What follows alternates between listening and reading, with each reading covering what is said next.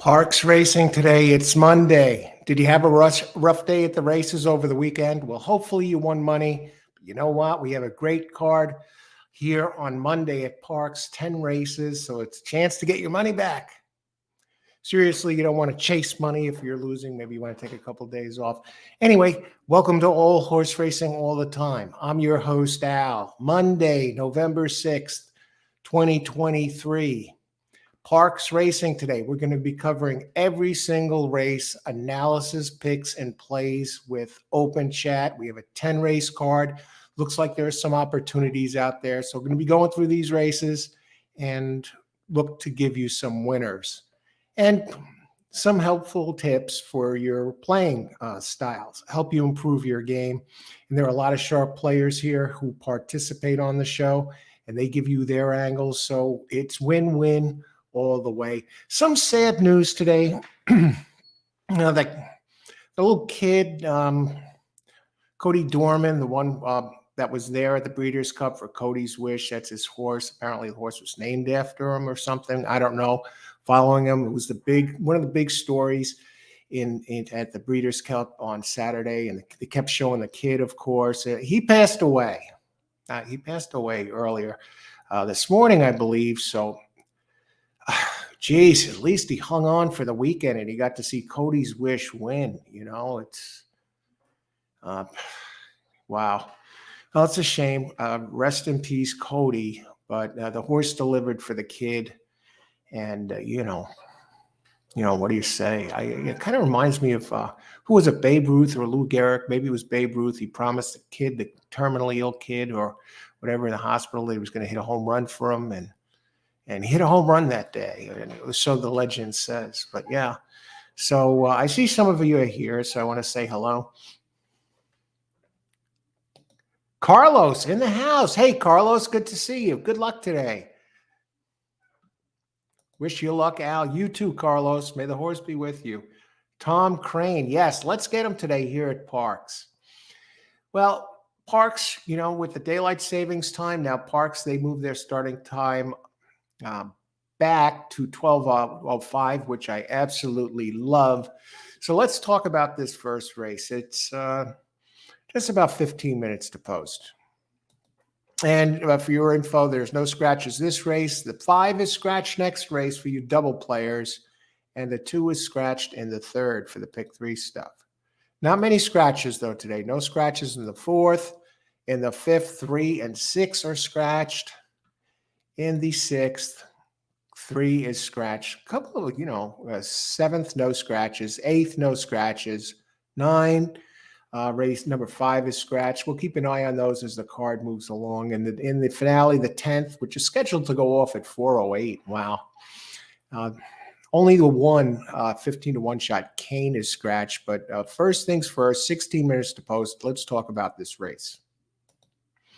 Okay, 6 furlong optional claimers. A purse $26,000 for 2-year-olds. So we got a 2-year-old race. And I think there's only one race today that has one first-time starter, if I'm not mistaken.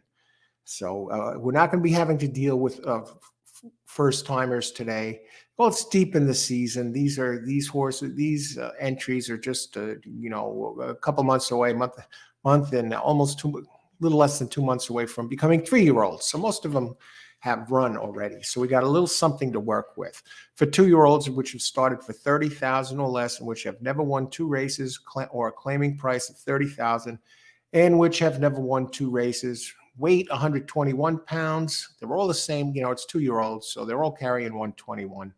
But non-winners of a race since October 6th will get 3 pounds. And you know what?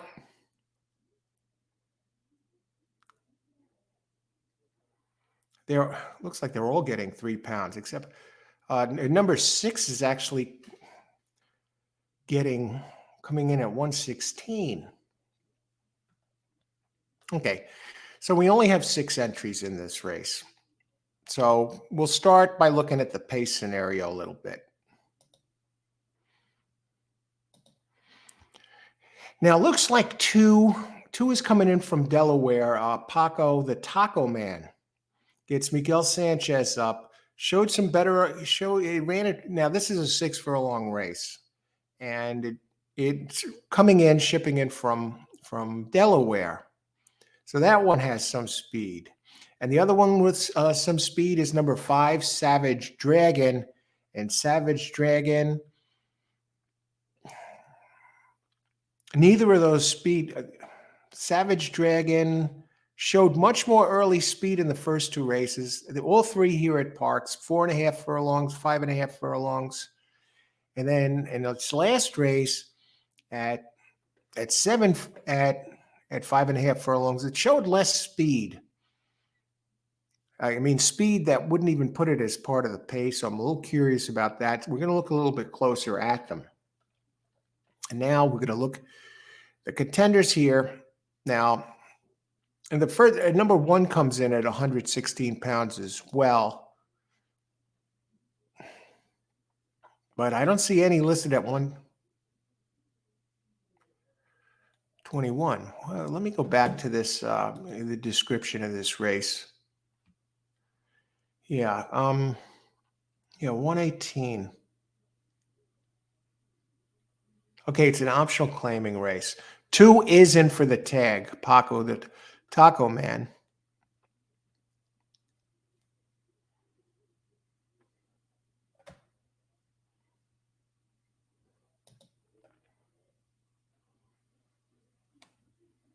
Now that's a Jamie Ness entry, and that should have been so you got to keep an eye on this one. This one won its last start at Maiden Claim 16. And now he gets Miguel Sanchez up, and together these two, out of 119 races, get this, Ness and Sanchez together 34% with a 2.16 ROI, currently on the board at 3-5. So you got to use this one. And Savage Dragon has the 3 races. Part of the speed, at least it's run here. It has Maria Montoya as the trainer, who's 11% at Parx. That's covering about 1,200 starts. The numbers fit. I'm just a little concerned about why the dip in speed there. Didn't show the same speed last time. And it finished second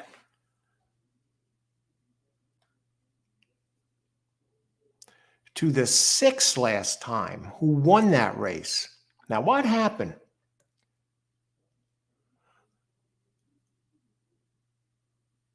Now, this one got placed first through a disqualification last time.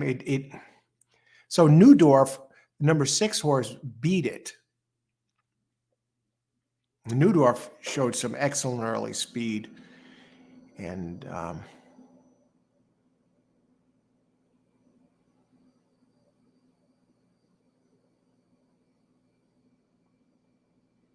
that was actually in Neudorf's maiden race. That was back in September. Now he won on the up and up last time here, the number 6, Neudorf. But I'm a little concerned, rail early, angle down. I don't like that. This one, Savage Dragon, why the drop in speed? And it actually had a drop in, made a kind of a suspicious drop in class from maiden special weight to Maiden Claim 30, and just didn't look that well. So I'm a little concerned about the 5. So far, the 2 looks like the one to beat. And number 1, I like this one. It's coming off a win here. A Hugo Padillo. Now optional claim. And just double check, is he in for the claim? He's not in for the claim today. And showed excellent early speed last time. So the 2 I really like best are 2 and 6. Now, number 4, Heavy Timber, number 3, Heavy Timber, gets Frankie Pennington for Scott Lake. Has a good race 3 back, but it ran its best couple of races on turf, so I'm hesitant to go there. Frankie Pennington or not, so I'm really looking at 2 and 6 as my main win contenders in this race. Jesus's Dream and number 4, Tyler Service. Some nice races, but the others look quicker. Heavy Timber, I'm not crazy about that one. The one horse is one I would be inclined to use with Ruben Silvera up. If I was going to box a try right now, I'd go 1, 2, 6. What that pays. Probably not much, but if you can beat Paco the Taco Man, you'll be in business. So let's see. Any comments here? Pace analysis for me, Tom Crane. Analysis for me may favor a late stalk. Looking at 2. Wow, you really get it spread. We got almost all of them. 2, 3, the 4, except the 4. 2, 3, 1. I'm not crazy about this race. There are question marks here. There are better races down the card. Dave G. Hi, Alan. All good luck today. Good luck, Dave. Let's bring it home. Let's take a look at the 4, since, Tom, you don't like that one. And I was actually looking at that one for a second there. I mean, it has some clean races. Jockey and trainer have won 22% together. Tyler Service and Joseph Teos. Now, before I go any further, today, I'm not having coffee today. I'm on a green tea kick right now. Green tea, Bigelow, green tea with mint, antioxidants, good for you, number of health reasons. Cognitive function, antioxidants, lowers blood pressure. They say can even help you lose weight if you want to lose weight. Improves metabolism. Reduces the risk of heart disease. 4 is not too bad. I mean,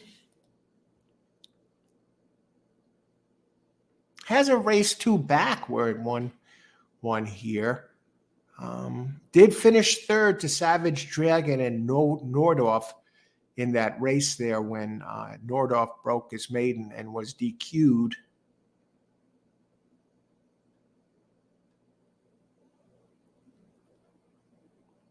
How far was he behind the winner? Finished 3rd in basically a blanket finish in a maiden claimer, and finished 3rd, but only 3/4 of a length back. And this is another one. It's been moving around. Its first race was at Monmouth, did horrible. Second race was here at Parx, the one we just talked about. Race before that was at Parx. So I'm going to look at some sort of a closer here because we do have the speeds, the ones that have flashed some speed in the 5 used to flash speed. Now, Newdorf did show excellent early speed in its last race. So you figure 6 is going to be going. And I don't think the Paco the Taco Man can run with Newdorf early. So I really don't see Newdorf finishing worse than 2nd in this race. If there was a closer who has the kick, well, Paco the Taco Man had the kick last race.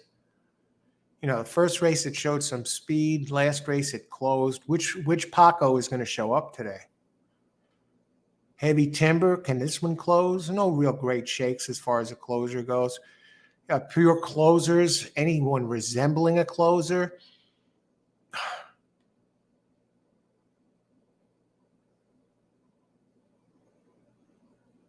Any one maybe you want to consider. It showed a little closing ability in the race 2 back at 6.5.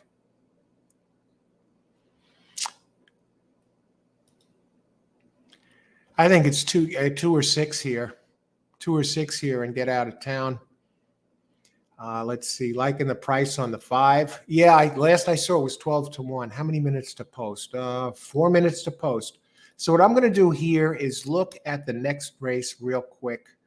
Stefan, hey, Stefan, 245. Yeah, 4 has a clean running line. Good luck. Good to see you, Stefan. Good luck today. Everybody, good luck today. Thanks for joining us here on this Monday afternoon, early afternoon at Parx.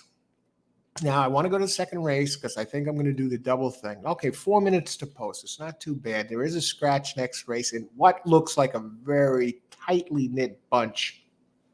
But do we have a somebody in there that really stands out?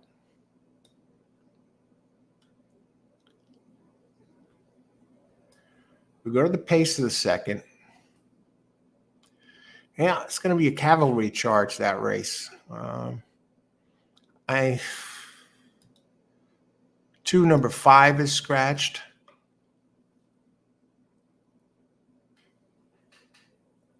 I'm looking for shippers. 3 is shipping in. 2 has some speed, finally captured. Really showed good speed last race at 6.5.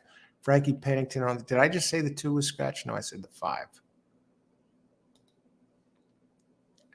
4 Hot Love has shown some speed, but not the speed that number 2 showed last time. And Kidman Kerry really showed speed, but that was on a wet track last time. Here at Parx at 5.5. And that next race is optional claim. Scott Lake. That number 2 horse is a second place machine. Finished second 4 out of the last 6, and third. The race is 2-3 back.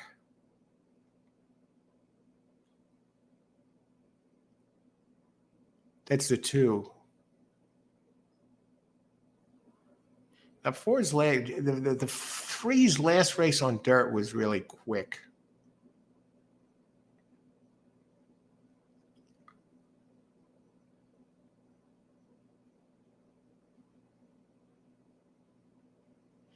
I don't see much money in doubles. Hard to move past the 2 and the 2 and the 3 next race.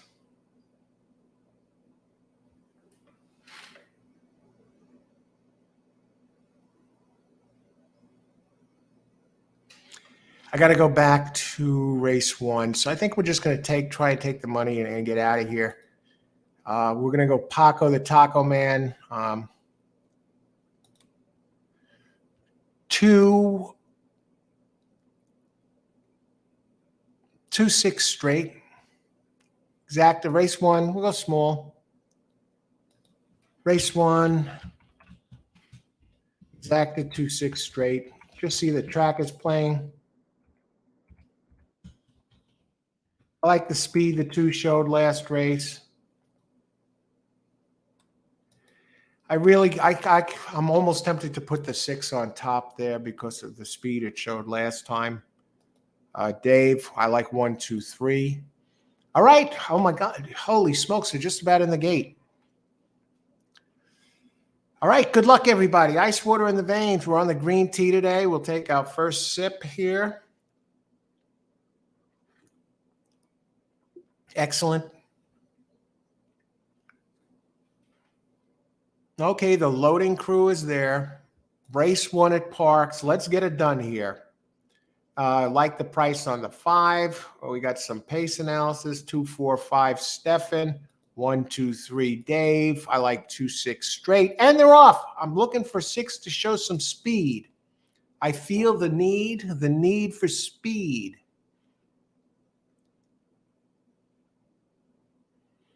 Now, 5, I laid off it.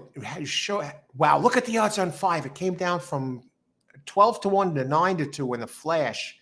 Now, 5 showed no early speed last race after showing it the first 2, and I thought something might be amiss with it, but maybe it was maybe they did that on purpose just to mislead people. I don't know, and get a price. Well, the 2 is at 1-2, and my 6 is at 16-1. How'd that happen? Newdorf. And he grabs the lead. Now I just need my 2 to get the job done here because it looks like the 4 and the 5 have quit. Come on, Ness. 3 is shooting up the rail. Oh, no. Come on, 2. Don't hang us here. It is going to be Jamie Ness. in a narrow one, 2-4. 4 is a nice one. Jesus's Dream. 2-4. I knew that one looked. I thought the 6 was better. I didn't expect it to quit like that. The 5 really quit. Now the 2-4 exacta was 2-4-6. 2-4. That's going to be a $6, 6-to-1 exacta. $14.40 for $2. 2-6 would have been $21.80.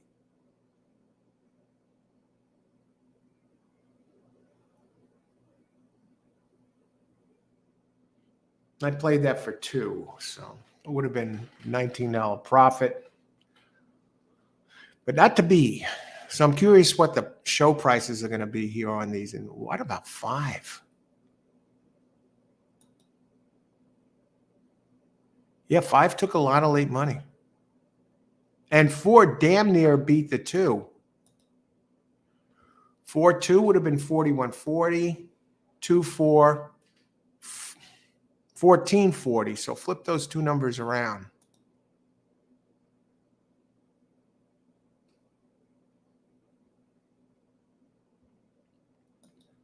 Two 5Gs, 5 at 9-2. Yeah, Tom, what happened? How did the price come down like that? It was over 10 to well over 10-1. It did show the speed though this time, but now it faded.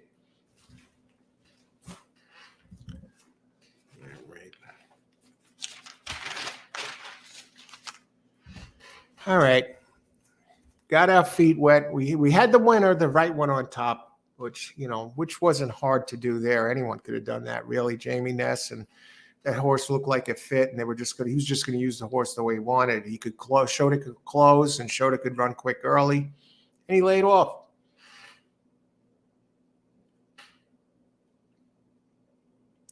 And those of you just joining, the sad news, Cody Dorman died, and that was the little kid they kept showing during the Breeders' Cup, the one that Cody's Wish was named after. And, he was there. They kept showing him and hung on to beat Bob Baffert's National Treasure in a thriller. So the horse won for the kid, right? And he passed away. So he hung on, long enough to make it. To see the horse win. Just holy smokes. What a Naira, rest in peace, Cody. Naira takes the program bets at 2 minutes before post time. PA may be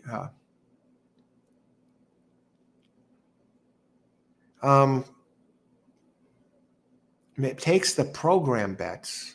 I'm not sure what you mean by that. I thought you hold on. Yeah, it looked good. It sudden fade there.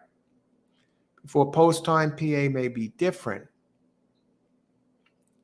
Now, what do you mean by that, Tom? Naira takes the program bets. Let me just bring this up. Bringing up my other ADW. This one, I'm not wagering. This one, I could at least see the place in show prices. They're good that way.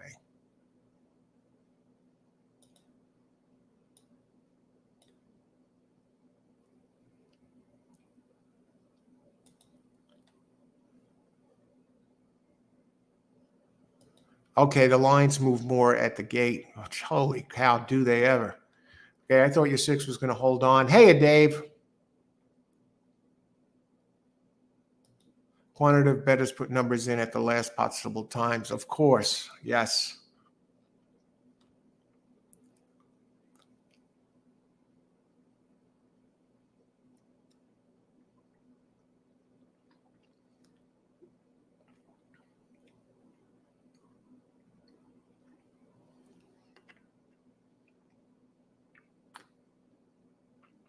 Okay. Well, we'll get some prices here. Look at these results. Paco Man, Jesus Dream, $14.40. The 10-cent Super, $9.86. The 246 try, $14.50. So the numbers were all about Ness.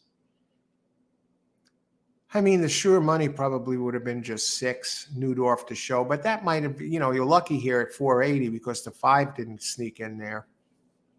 And 5 definitely had better numbers than the 4. So now we move on to race 2 at Parx. 2 of 10. We're going to be here with analysis, picks, and plays for all 10 races here on this Monday. We got beautiful weather. Look at the sun there at Parx. And so knock on wood, it stays that way this week. And it looks like the main track that I'm going to be covering as we head into December and onwards is up until the end of December. The main tracks are I'm going to be covering are Parx and Aqueduct, Naira. So those are going to be my main tracks right now. And we'll be over there, and we'll make a decision come the end of December when Gulfstream Park begins its championship meet. Last year, I think it started the day after Christmas.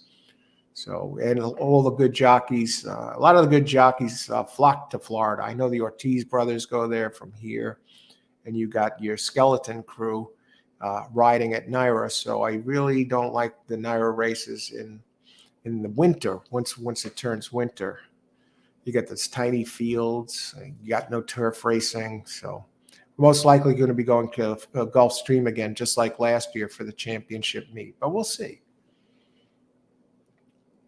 Okay, race number 2. We can close this out.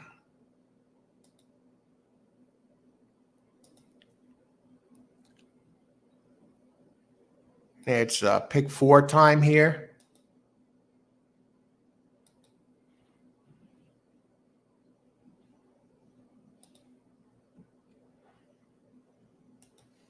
Okay, race 2, 6.5 furlongs, another optional claimer, where for 3-year-olds and up, which have started for $25,000 or less, and which have never won 2 races other than a claiming price of $25K, and which have never won 2 races. 3-year-olds, 121 pounds. You know the deal. The older ones, more physically developed.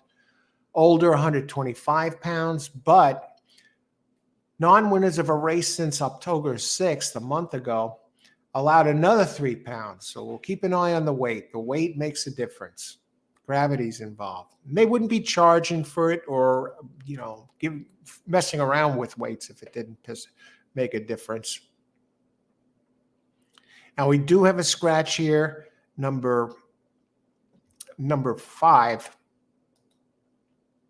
Let me bring this up. Noble Fish.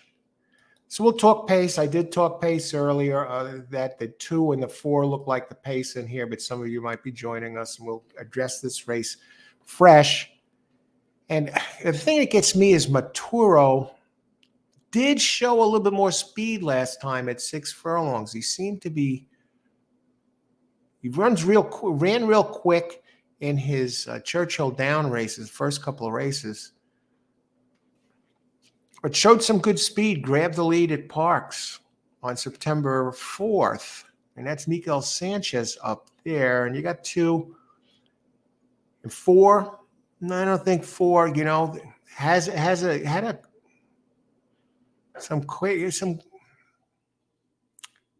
did show some speed back in June of this year early, but otherwise, no, not really. It looks like it's going to be either 2 or 1 that are the pace, but Kidman Kerry does have some speed. Kidman Kerry showed tremendous early speed in the slop at 5 furlongs. So in the last race, that's number 7.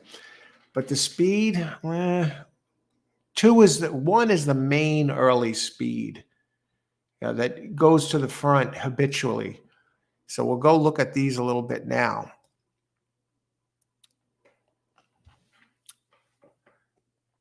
Now, 1 is Jamie Ness. Is it going to be a Ness double?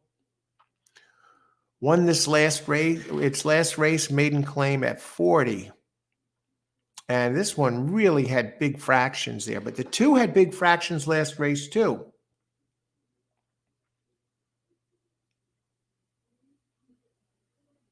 Hasn't raced since September 4th. The 2 had the better Brisnet number last race.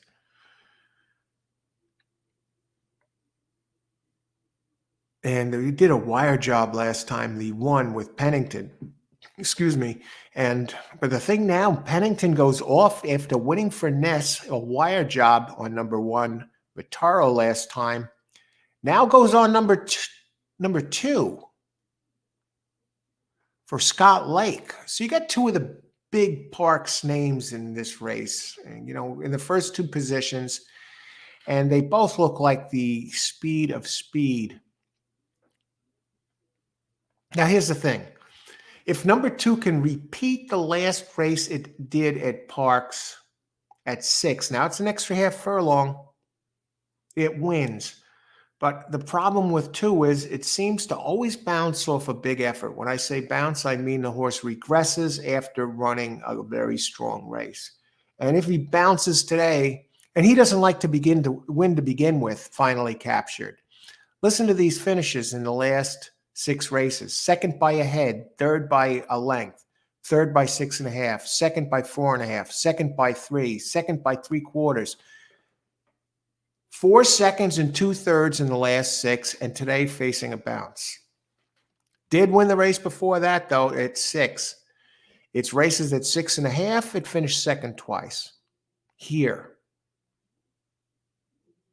Now, the one positive that I see is they've given this one, Lake has given this one a little time off, has been running him fairly frequently, finally captured. This time, after a fairly strong effort, he's given it a little bit of time, a month and 3 days, which looks like almost as quick as bounce back time since March, when they gave this one just about a month and about the same amount of time. And it jumped forward significantly. So maybe he's given that a try instead of keep dragging it back. So this is kind of tough. And I do want to say, yeah, see the second horse, Found Lake Captures, has 10 races, a win, 3 seconds, and 3/3. At the distance, 3 races, a second and a third. 7 races at Parx, a win, 2 seconds and a third. Pennington, 22% here.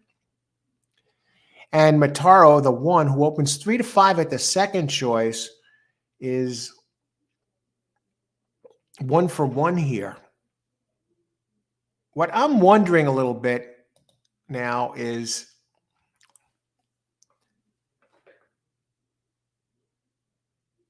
all right, the rail wasn't the issue with the 6 because he was running on the outside last race. I'm thinking of a track bias. 3 for Jamie Ness, has a race now, his first time gelding. And it ran a big race at Delaware, 2 back. The last race I'm going to toss out, it was on the turf. So this 3 gets gelded. Ness is 25% with shippers. You see that race at Delaware, it was at 6, and it was really closing well. But this one has shown early speed, too, in the past.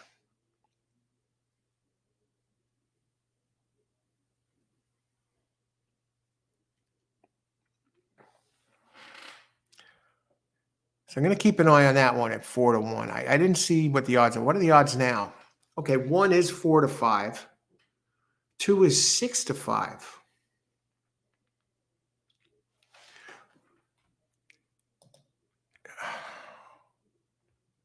And 3 is 4 to 1. That one gets Silvera. Just some notes here. Jamie Ness is putting his main guy on the 3. Silvera goes on Starvos. The 2 together, Silvera and Ness, 27%. That's covering almost 1,400 races. Silvera is 17% here. We'll go to Pennington for a second. What about poor Frankie Pennington? Well, he's 22% at Parx. He's starting to slow down a little bit as far as the mounts go. He's been racing there for a long time. He's the king of the big man on campus over there.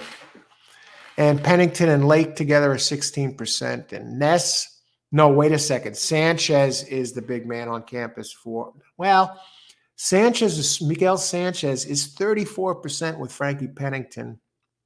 And I could see him trying to scoot up the rail here.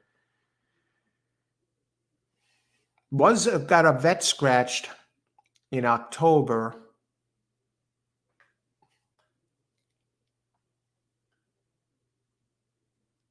And I'm hard pressed to look elsewhere. Maybe the one I would have looked at was the 5. Had the fast races at Tampa.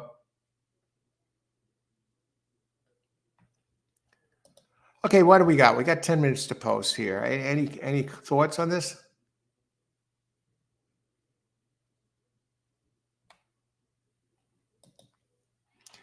The 3 beat the 2. Let me look at that. Tom.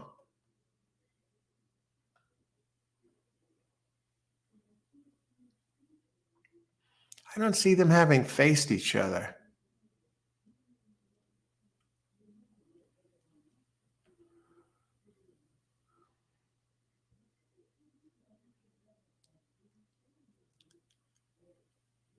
No, wait, it's December 15th. Let me look at this.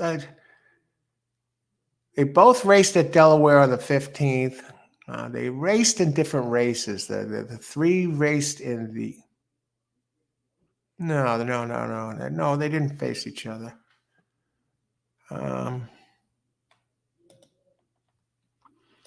Stefan, 3-1-2. The 3 is going to be a handful if it runs back to the race 2 back. And the 1, I don't see the 1 finishing any worse for second. Anywhere first than the second. The 2, I think, is going to regress off this race. 3 win place show. The only thing I don't like about the 3 so much is that Stefan, good luck, Stefan, is that hasn't raced here before. But its last dirt race was very strong. Had a real good closing kick, which bodes well for the extra half a furlong. I'm going to go back to the 2 for a second. 1. 1 is just raw speed.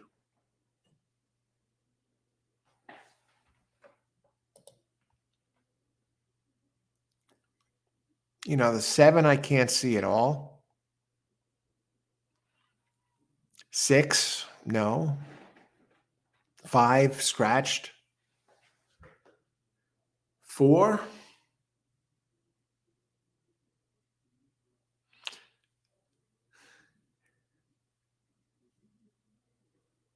Jockey on the 4 has 2 wins out of 40 starts. Richard Mitchell.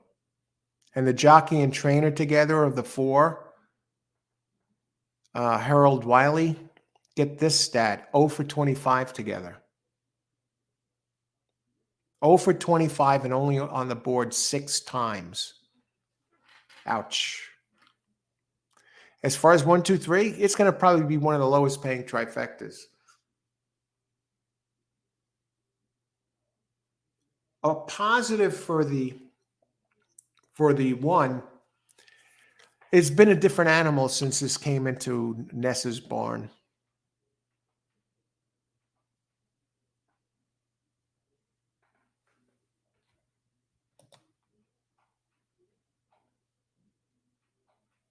Numbers 77 and 83 came in second with in first.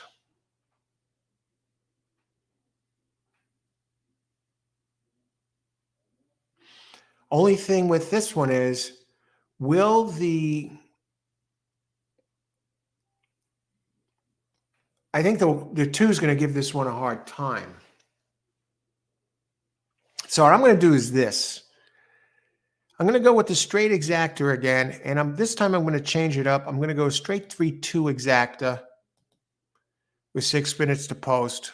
3-2 is favored. Well, 2 people are looking at the last race. That's what it is.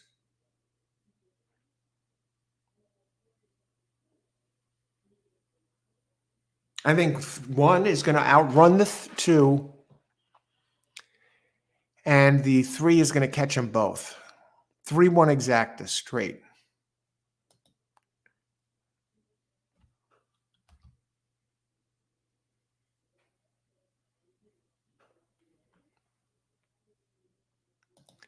Let me look at the pools here. I got to look at the doubles for a second and see what these prices are.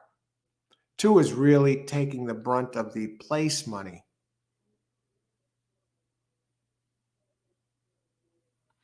So maybe I just want to do a win bet here.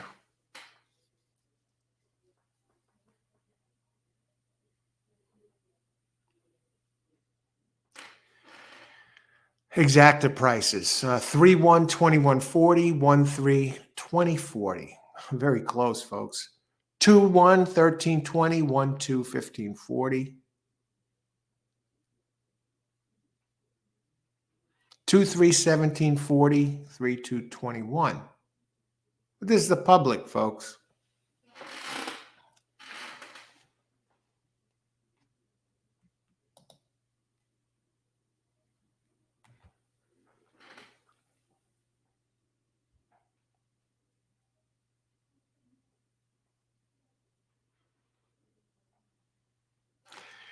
And looking at the Brisnet power rankings here.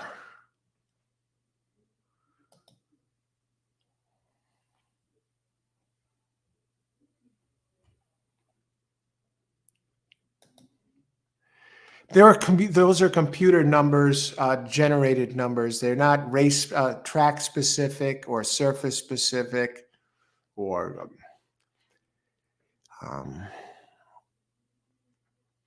3 is the third highest. 1 is the first highest, and 2 is the second highest.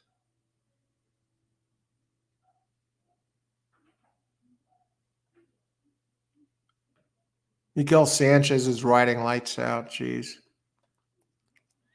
21% at this meet. Ness, 26% at this meet. Let's see. Prime Powell, 122. 3 is considerably lower power ranking, almost 10 points behind the other 2.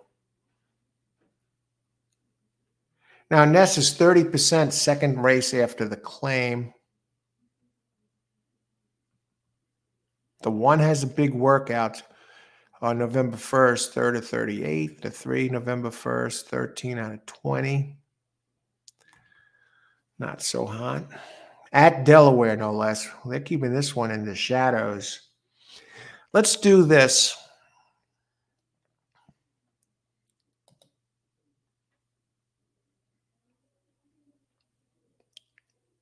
Three-one box, 1-3 box. Race 2, 1, 3 exacta box. Double Ness exacta here. Better races ahead.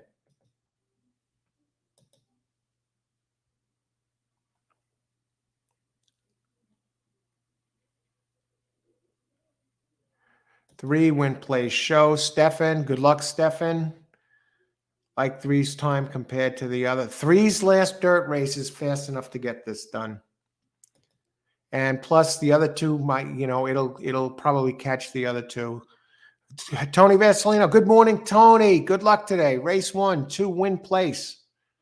All right, that should read race 2 win place.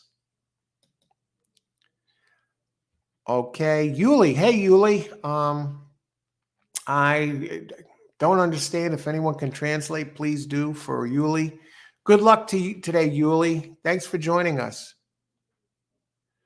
Race 1 minute to post. Race 2. I got the 1-3 box. I think the 2 is a bounce candidate. Just the only thing that says to me that it might not be is that Lake gave a little bit more time off between races. Last couple of times it's run a good race. It took a step back. It regressed. But the one time Lake did give it some time, it moved forward. So that works in its favor. And it technically has never run as fast as the 2 if you consider ground loss and everything else. Christopher, hey, Christopher, some big hits yesterday, Chris. Good to see you. 4, Win Place Show. 1-3, Exacted Try Box. 413. Good luck, Christopher. And Chris Schultz is here. Chris, what's up, Al? 4, both the RO Live, 4 at 15-1. I'm concerned about that one, Chris. The jockey's 0 for 25, but good luck. We're rooting for you. Pick 3. You got the 1 and the 3. Oh, race 4. I see what you mean. Race 2, I was talking about, the 0 for 25. I was going to say. Tom Crane, Daily Double, 2-3, 3 to win. Okay, and Michael Hull. Hey, Mike. 134 try box at Parx, race 2. Good luck, everybody. Thanks for joining us, Mike. Enjoy the race. Race 2 of 10. I got a 1-3 box, a nest box. And they're the second favorite. The 1 is the 8-5, speed in the rail. I think he's just going to try and wire. 3 gets out real slow. Wow, look, 3 looks sweated up. And it's a cool day today. That's a red flag.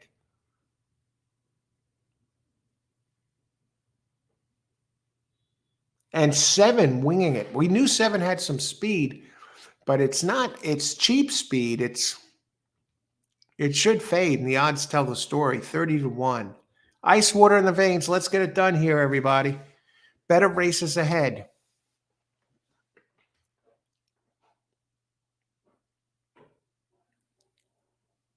Man, 2 is 9-5. 1 is 4-5. 2 is exerting dominance.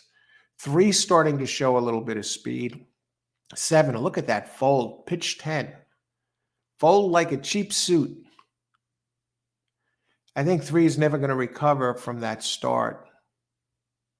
Here comes 4 at a price.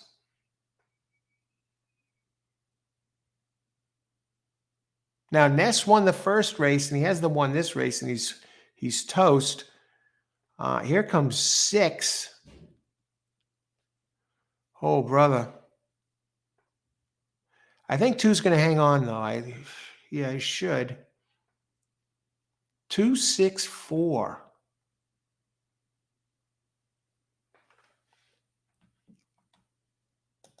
Wow.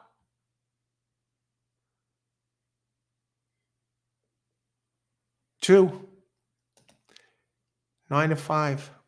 Faster, yeah. The extra rest, I guess, did the job for Lake.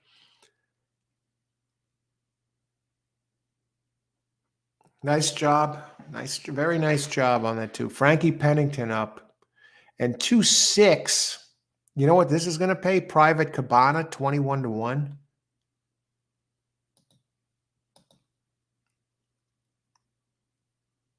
Only $56? Well, there's only 6. That still seems a little low to me. What were the odds on the 4? 2-7 would have been 202.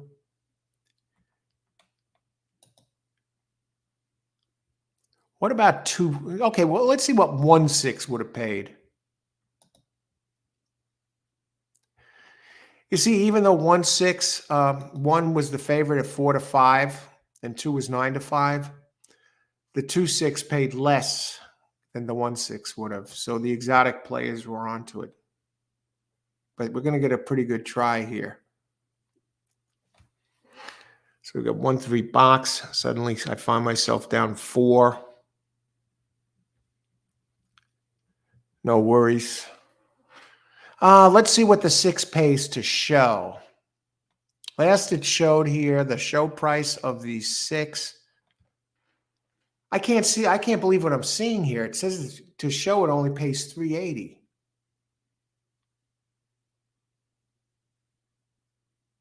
That can't be right. Well, it'll pay more now with the 1 out of it. Let me just look at the pools.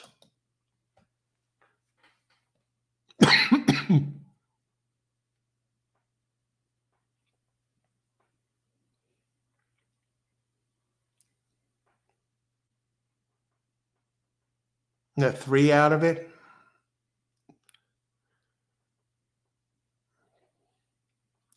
One and 3 out of it are going to boost the show prices.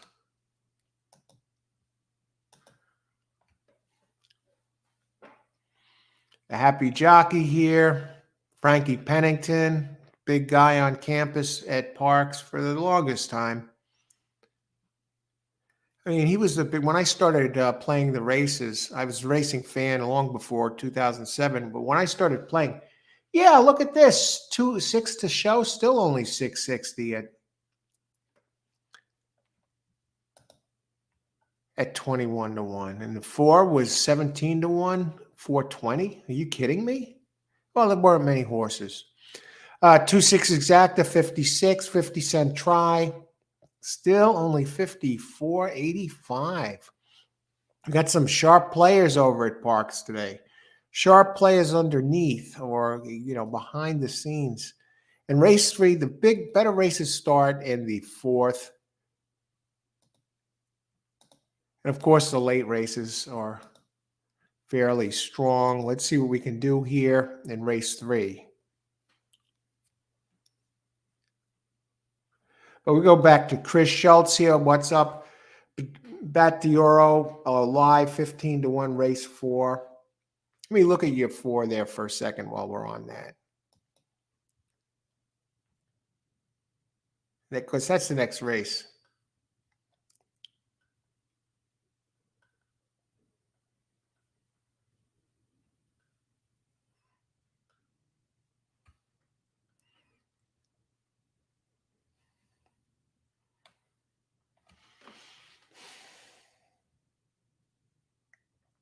Wow.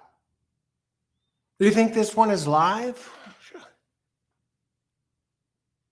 The trainer, Sanchez Pinero, is at Parx is only, now I'm talking about your one. That's the number 7, Butter Dioro. Now the trainer, and I'm telling it like it is. I'm not candy coating anything. Is only a 3% trainer at Parx. 2 wins out of 72 tries. In the money only 17% of the time.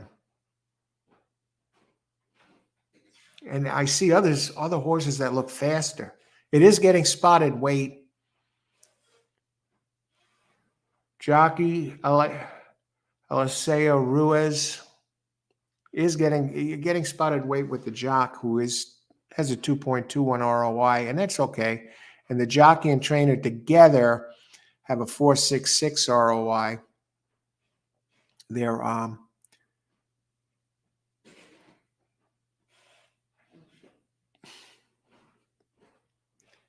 13% together, 1 win out of 8 tries. Well, I'm just looking at some mile 70 on dirt, and the other ones, I'd be more inclined to use something like the 6. Definitely Traffic Master, number 4. I think that's going to be a competitive race. Let me just bring up the PPs a second here. Yeah, see Traffic Master. Yeah, it's a very competitive race. 7 is the long one. But what I am going to do, and it is coming in light out of the others, what I am going to do is take a quick look at the pace, and then we're going to move to race 3. Blazing Red is the one that I think is going to be a handful. That is number 5, Big Pace Edge.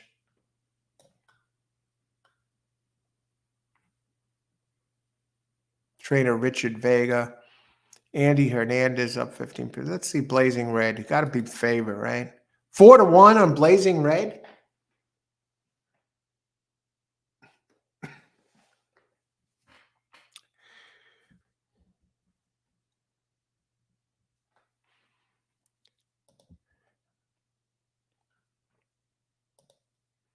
mean, Traffic Master. Traffic Master is the favorite opening favorite at 3 to 1.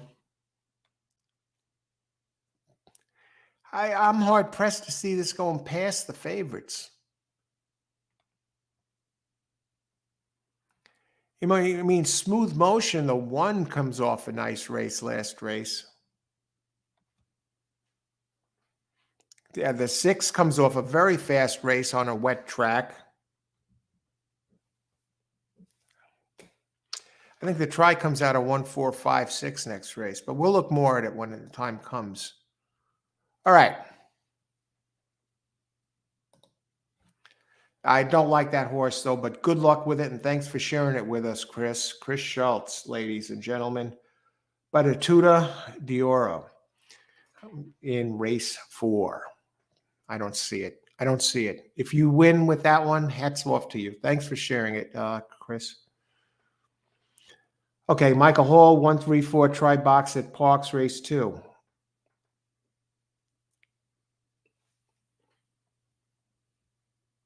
Yeah, we didn't work out. Michael Hull, but good luck. Okay, let's talk race 3 now. 15 minutes to post. I want to thank everyone for joining us. Al, welcome to All Horse Racing All the Time. I'm your host, Al. We're covering all 10 races here at Parx on this Monday, November 6th, this fall Monday. Clocks move back. It's dark earlier now here in North America. And the sad news today, Cody Dorman, the young boy, this terminally ill boy that was there with rooting for Cody's Wish, the horse that was named after him. And on Breeders' Cup Day, they kept showing him on TV. He has passed away today. You know, geez, the kid just hung on for the weekend to see Cody's Wish win. And then he passed away. At least he made it through the weekend, but what? Oh, geez. Yeah, I guess that cements Cody's Wish as horse of the year. You know, and I think he deserved it anyway, but now, I mean, geez, with the kid dying and everything, you know, if they don't give it to Cody's Wish, I mean, won all those G1 races. Yeah, it would. I think it would be Cody's Wish even without the storyline. But yeah, that's sad. Rest in peace, Cody Dorman. Okay, race 3, mile and 70 allowance for 3-year-olds and up, which have started for a claiming price of $8,000 or less since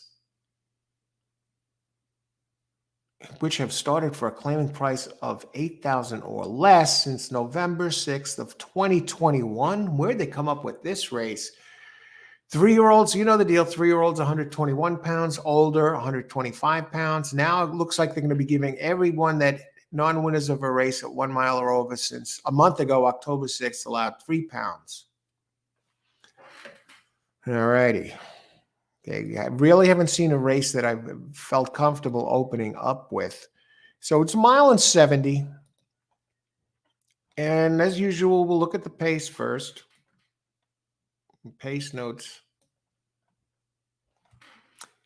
Got a few there that are kind of quick early. The 3, the 4, 3 Malibu Star, 4 exit right. And Brett's World, number 6. All right, race 3.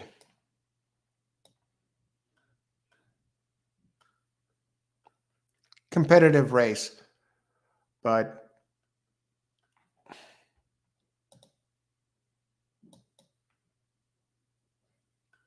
or is it? All right, this one's coming back to me.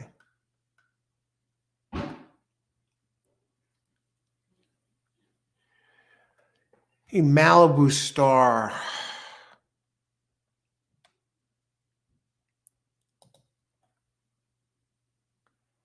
Now, through that clunker last race, I don't know why they're making exit right the morning line favorite. It just doesn't. It's a very consistent, nice horse. It's Jamie Ness. Wins often. Competitive. 5-year-old.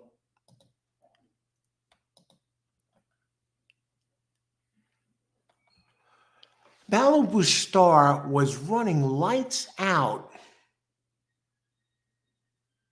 earlier in the year at Parx as a 6-year-old. I mean, got some boost or something. The numbers are just through the roof.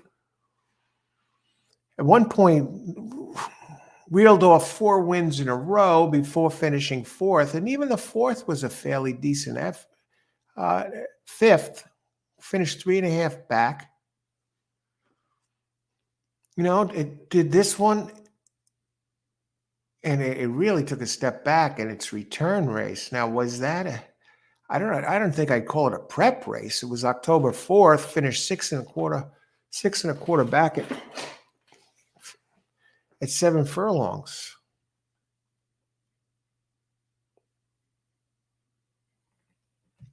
I think I'd do something with Brett's World.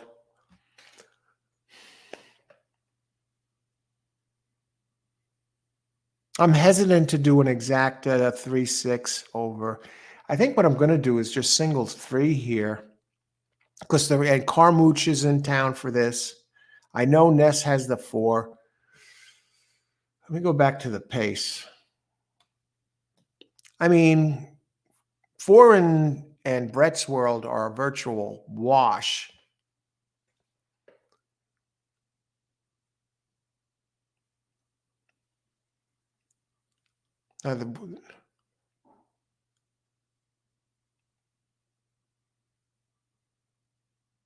Ruben Silvera has ridden the 4 a number of times.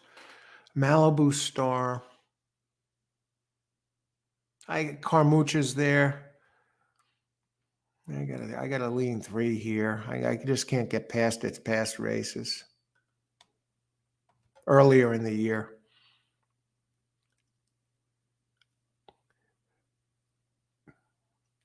Carmouche wins at Parx. He's 19% here. Not many races, but when he comes in, he wins at a decent clip, 19%. That's out of 31 starts.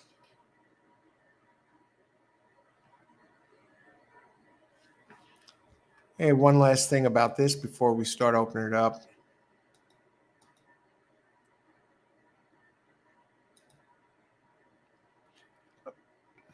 Malibu Star, fairly lightly raced 3-year-old, only 24 starts, 7 wins out of 12 at Parx with 2 seconds. And at the distance, 11 races, 6 wins, 2 seconds. Exits, and that one opened 5-2, and 4 opened 2-1. And now Malibu Star did throw a bullet for 1 of 10, 101 for 5 furlongs on November 1st. And exit right is Ness again with Silvera.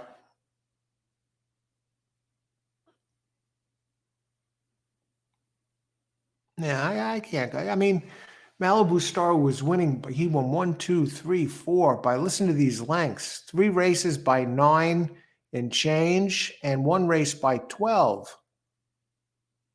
Then suddenly fell off.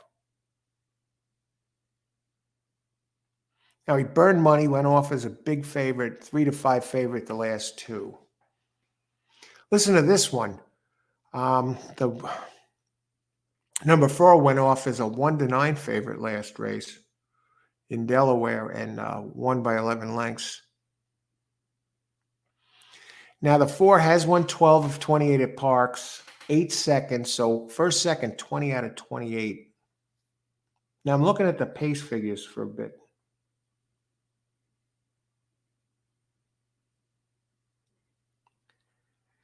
Now 3 does its best running on the front end. Now, is something wrong with the 3? That's what I'm starting to think. Why the sudden drop off? And I'd want to slip down to Brett's World, 5-year-old.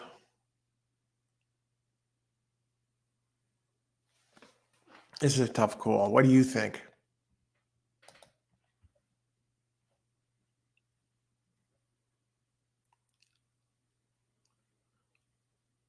I want to say hi to Gustavo. Good luck. Hey, Gustavo, good luck today. Thanks for joining us. Stephen Grant, 4-3. That's very chalky looking. Race 3, 3-win place. Tony Vasilino. Okay, good luck with that 3. Let's bring it home. Tom really got the coverage going. 2, 3, 4, 5, 6. 3 with 2.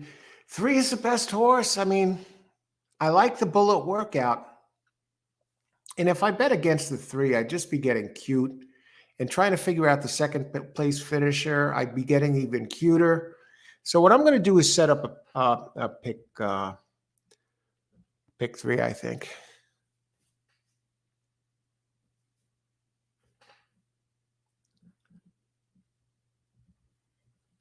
Sure. 3 with 1, 4, 5, 6. And who else?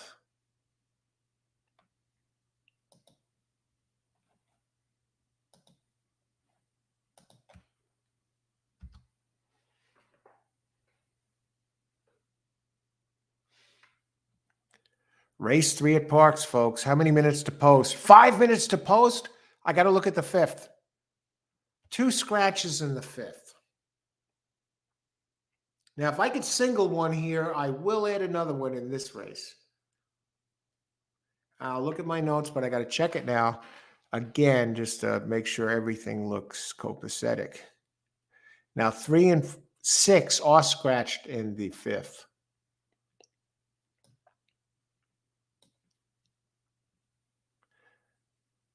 Ah, okay. That kind of changes everything. You see the scratch of the 6 turns 5 into the lone speed. Big speed edge. 4-1 entry. Who was already a contender. Double check it. Yeah, I think you see the scratch there of number 6, Taco Bean. Steely Danza now.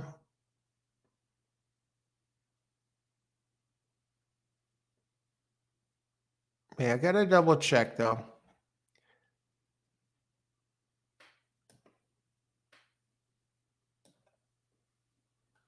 You know, pace, they say pace makes the race. Oh, that's over. This race is over. Now, the only thing with 5 is he seems to be a second place machine. Get this. Came in second 5 out of the last 6. But he dueled in those races. And it did win 1 by 10, but finished second 5 of the last 6. He's going to be a 1-9 shot, folks. I don't even know if this pick 3 is worth it.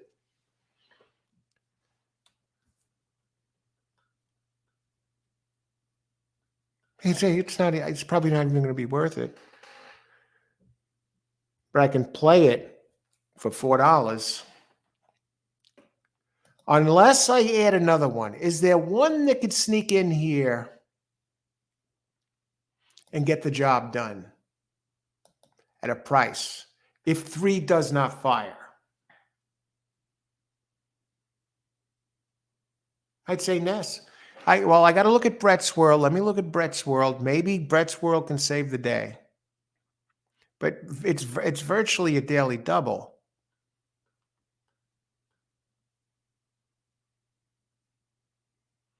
No, Brett's World's not going to save the day. That last race was at Delaware. Did have a big race at Parx last December. Here, I'm reaching, folks.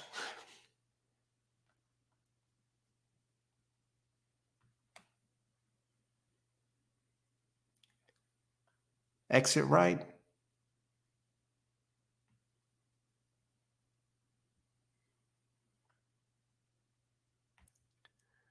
All right. I'll sit tight. Let's look at the pools. 2 minutes to post. Oh yeah, 3's going to wind up 2 to 5 or something, and the 5 is going to wind up something low in the next race.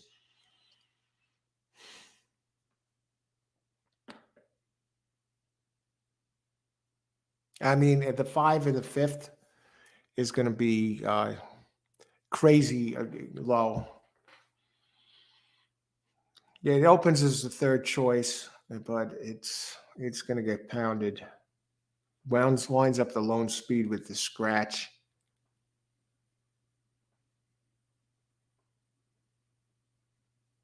Yeah, let's do it. What the hell? Maybe we get one of the longer ones home next race. Let me look at the odds of my horses. 1, 6-1, 4, 3-1, 5, 4-1, 6, 7-2. Huh, the pick three got to pay more than $4. Jeez, how bad could it get?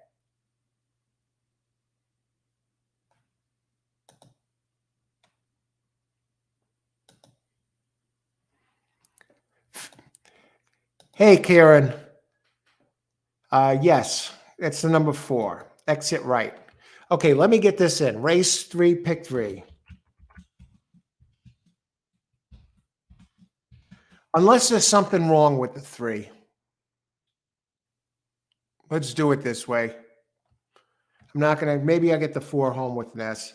3-4 with $8 pick 3. 1-4-5-6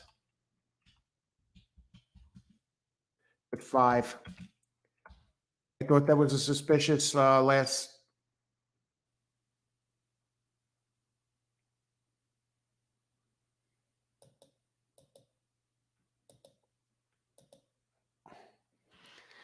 Three, 4, 1, 4, 5, 6 with 5. All right, they're starting to line up. Christopher is in the house. You going for the 4-2? Yeah, I added the 4, Kyron. Christopher, race 6, 6, 1, 4. I think the 6 is live with a repeat of last at Delaware, Christopher. Good luck today. Going for the 4-2. Yes, Robert Belfeld. Race 4-3-5 Parx. Okay. And they're off. Last race, look at 6. I did. Dave Schultz, 4 downs. Okay, 3-7. 3's the one to beat. Okay, I got to get to the race here. Good luck, everybody. Ice water in the veins. And 4 jumps out to the lead at 3-2. That's Jamie Ness looking for his second winner out of 3. Now, the 3 has those giant races earlier in the year and has tailed off the last couple, but did have a bullet work. If the 3 runs back to its earlier races, it's over. But the last race was caused a bit of a concern. A 6-year-old.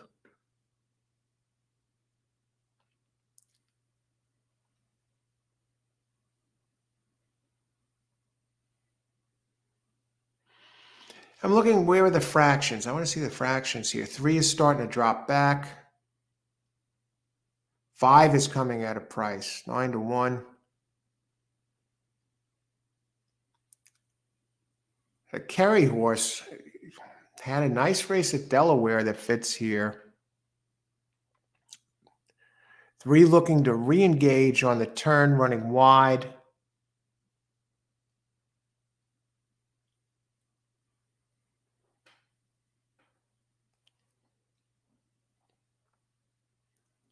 Three refusing to give up. Yeah, that 3 is a battler. I mean, thank heavens I added the 4, but you could see the horse didn't want to give up. It's used to winning. And I don't know, did it hang for second? No, fell apart completely. All right, so we're live in the pick 3 here. Yeah, there was something amiss with that 3. And what were the odds on that 5? 9-1. So 4-5 is that's a $30 exact. That's 14-1 exact. All right. Who else?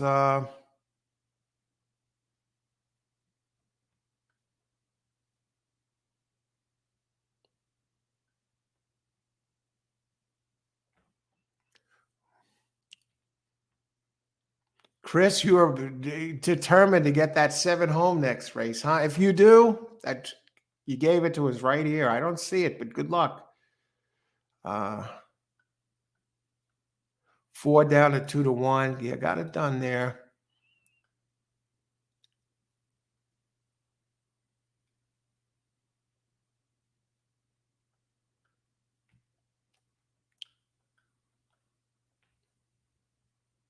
Robert, all right, looks like you got this done here. Hopefully you box these babies up for the exacta. Got the 5 in there. Good job. I got the 5 singled in the 3rd leg. Now the lone speed after the scratch.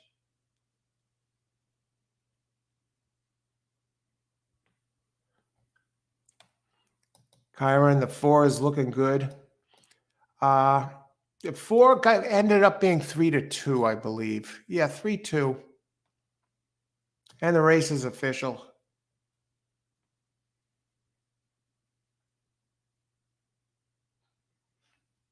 And Kevin Edge, 3-4, 1-2-5, 2-5, pick 3.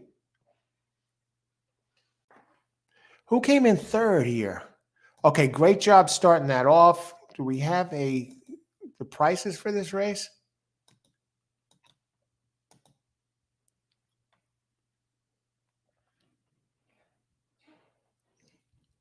Four, 5, 1. All right, got the try done too.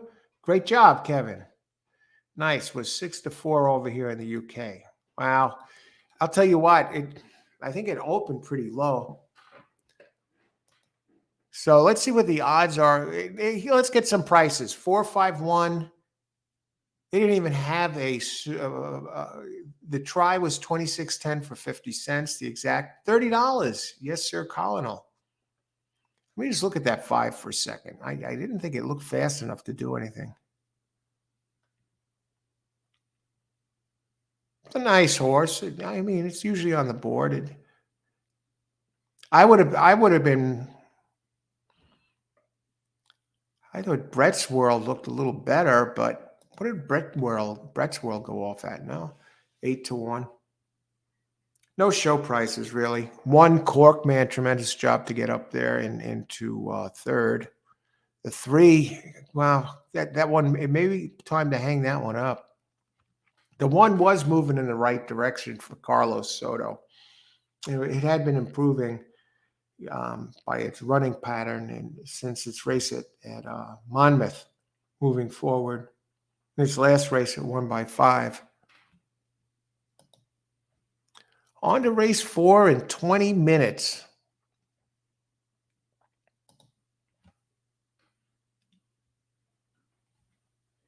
All right.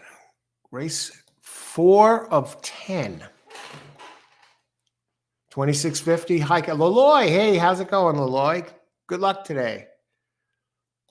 Race 4. I'm going to step away for a minute, and I'm going to talk about this race. Let me talk about it first and give you my contenders for this race. Race 4, it's a mile and 70. I love this race. A mile and 70, optional claim 40. Are any in for the claim? No, our horse isn't for sale. Nobody put the horse in for the claim. Optional claim 40. Okay, so this plays like an allowance at race. 38,000 purse, race 4 of 10 for 3-year-olds and up, which have never won 2 races, or a claiming price 40,000 and which have never won 2 races. 3-year-olds 121, older 125. You know the deal. And which have never won 2 races. 3-year-olds 121 pounds, older 125. All right, non-winners of a race at a mile or more since, yes, again, October 6th, a month ago, allowed an extra 3 pounds. So a mile and 70. I will put my preliminary contenders up here, and I will step away for a couple minutes, make a pit stop, and be right back. Race, this way you got to wait to look at these beforehand. And I like 5 in the next race as a single. The 5 in the next race or the 5th race, the 6 scratched out leaves 5 alone as the lone speed by a mile, and also the fastest horse at the same time. I don't think we're going to get much of a price on the 5. Race 4, preliminary win contenders. These are the 4 that I have in the pick 3. This is not the 4. Okay, preliminary win contenders. 1, 4, 5, 6. And they're not listed in order, folks, for the win spots for multi-race plays. But before I step away, I do want to see what kind of money the 5 is taking in the doubles. Probables. Daily doubles.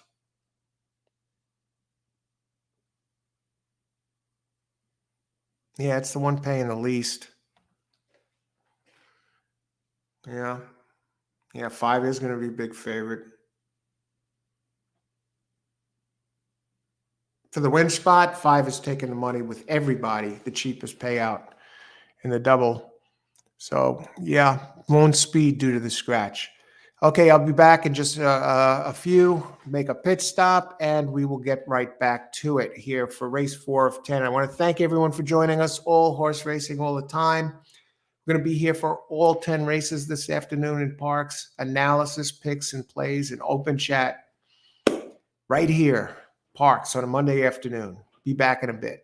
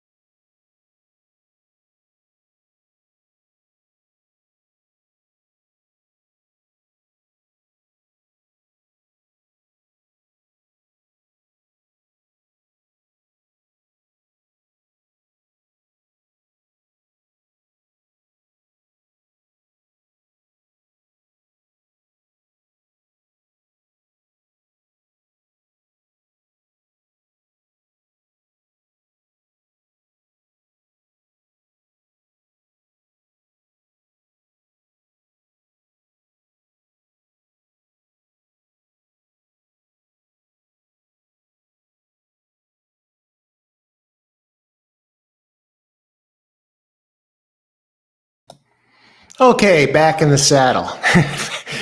On to the next race. Today's not coffee. I had some coffee earlier. I'm on a green tea kick right now. Bigelow green tea. Joe Torre used to promote that years ago when he was with the Yankees, I guess. Mint, flavored with mint, antioxidants. It's supposed to be health beneficial in a number of ways. Antioxidants, prevents heart disease, they say, cancer, and blood pressure, keeps blood pressure lower, helps lose weight, they say, circulation, a whole bunch of things. It's a whole list. If you look it up on the internet, it's nuts. Anyway, back to the racing. Race 4, 11 minutes to go at Parx. This is a very tough race. Now, I know Chris out there gave us a tip earlier on the 7, who he says is very live. I covered it earlier a bit. I don't see it. A very low percentage trainer, 3% trainer here at Parx. But good luck. Good luck. And it's not, I'll tell you the Chris who it is, because there's a couple of Chris's out here right now. Christopher, and there is Chris Schultz. And you see he singled.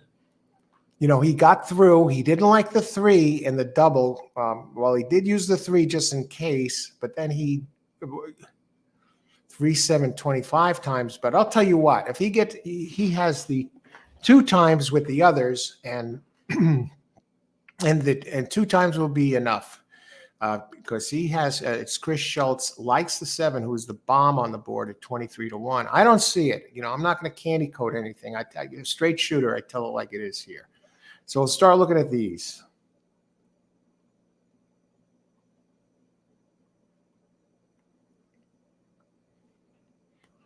What horse is out? Hey, Jerry Jones. Good luck today, Jerry Jones.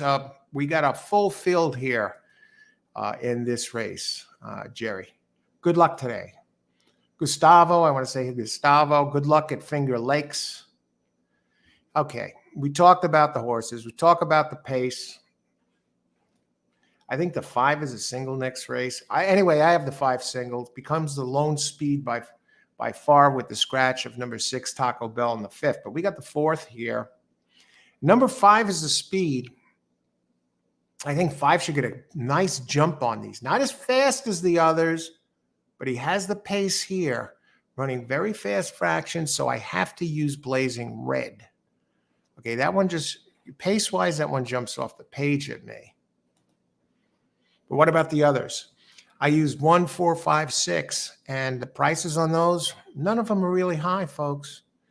The 1, Smooth Motion, 6-1, bet down to 7-2. The 4, it was 3-1. Bet down, it's up a bit. Traffic Master. I'm surprised Traffic Master is at 9-2 right now. I see this one as a major contender. 5, Blazing Red, I just talked about. The 7. The 7, a repeat of 7's last race wins it. But the thing about the 6, I mean, Danzadini, that one ran its big race on the on a wet track. And one I don't have more than a feeling with Pennington and Tyler Service. One I don't have is the current favorite. Bet down from 9-2 to 2-1. So let's take a look at the morning favorite, since it's the one that's taking all the money. It's going to have to close into it. We'll talk about the one that's leading on the board right now first. I think this one's going to need more than a feeling to win this race. It's going to have to step forward.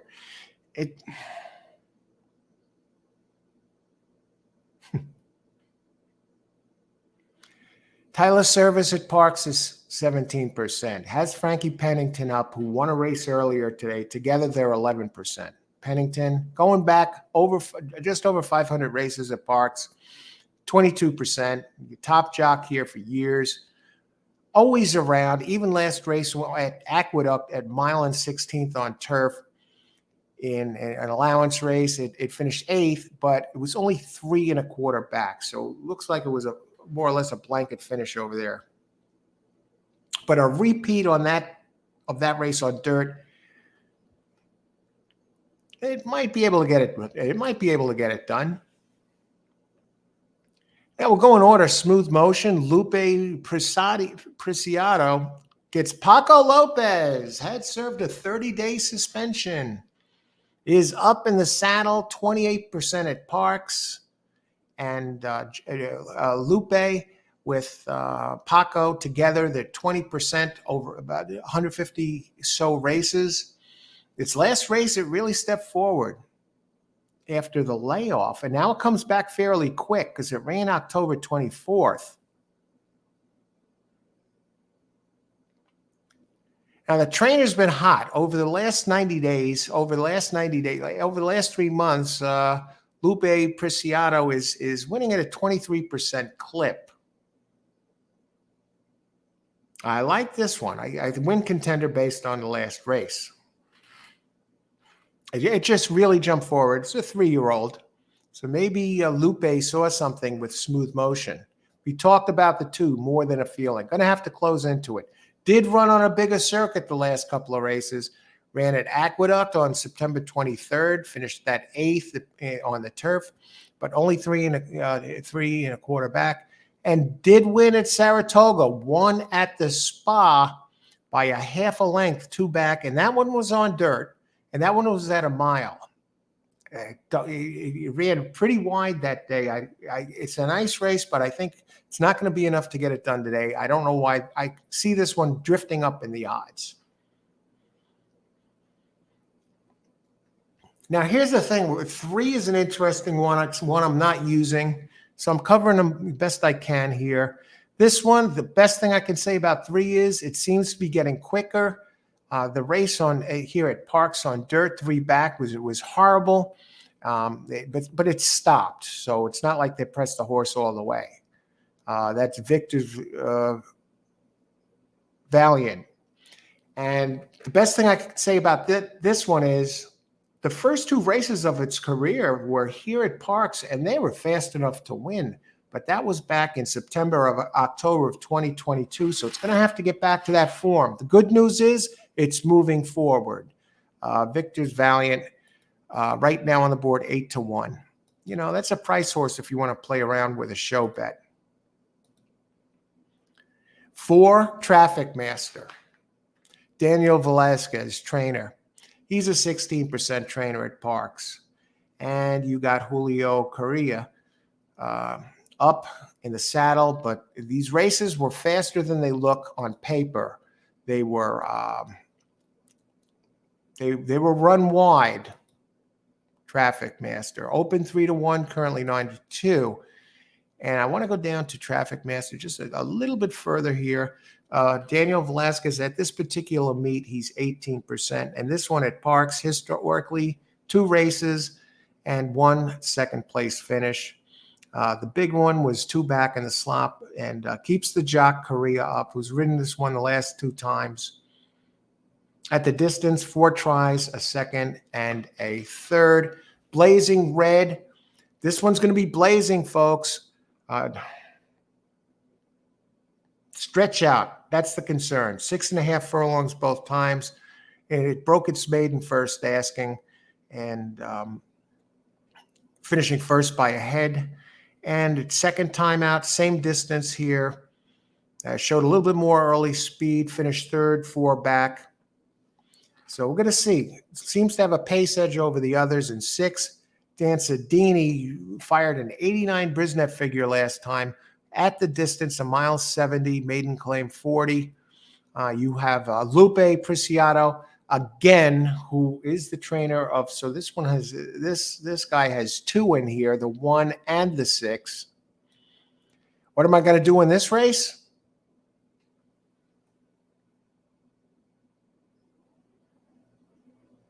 I'm going to sit tight.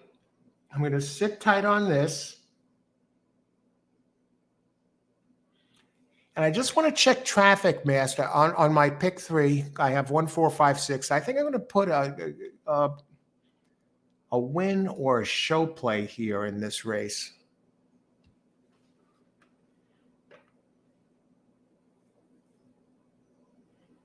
Now, here's the one thing about Chris's number 7. This one did show surprising early speed in its last start. Anyway, we'll go down to this one again, the 7, while we're on it, while we're talking show bets, etc. It's on the board at a big price.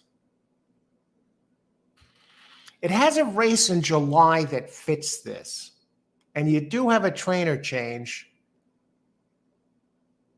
Now, as low as Sanchez Pinero is, first time out after the change, does win 9%, and apparently with bombs with a 307 ROI. The route races, it did run a couple of route races that kind of fit the bill, going all the way back to Parx in January of this year.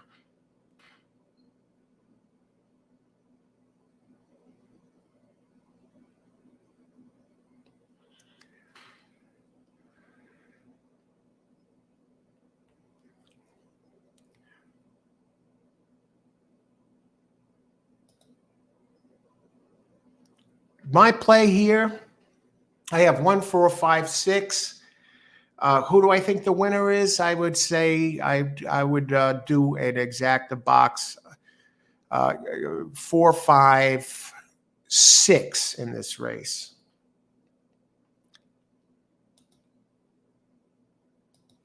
Four, 5, 6 exacta box.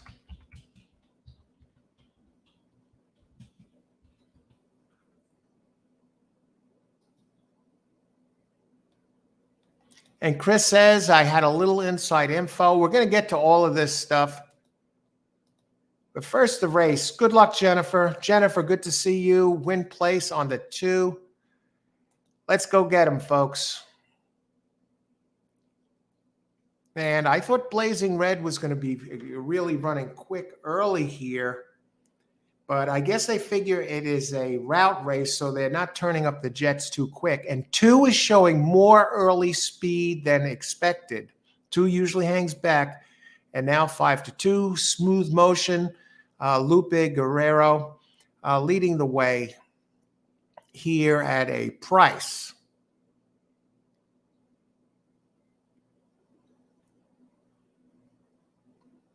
I thought the 4 is really the one that looked most solid of them all. And wow, the 4 took a lot of late money.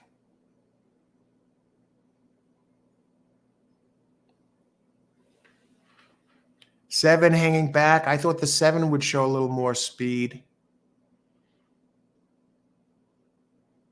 5 is starting to go. 2 is hanging tough. Now, 2 was taking a lot of money earlier.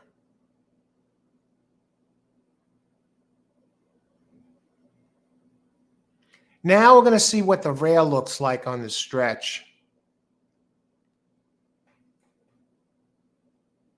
1 drifts, 1 drifts back, 2 fights.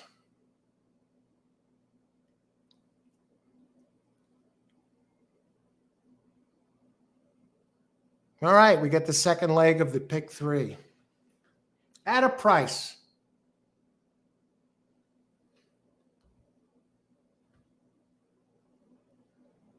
$6-1 down to $7-1.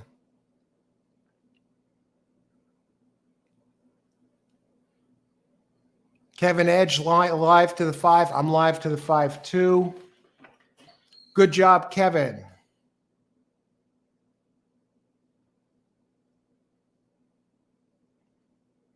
Who else? Hey, Al, Jennifer. Jennifer, go get him today, Jennifer. Paco's back. Yeah, 30-day suspension.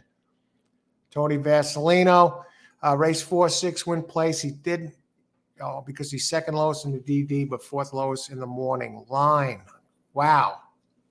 Tony, I want to thank you very much for the channel donation today before the show. Thank you very much, $20, and much appreciated.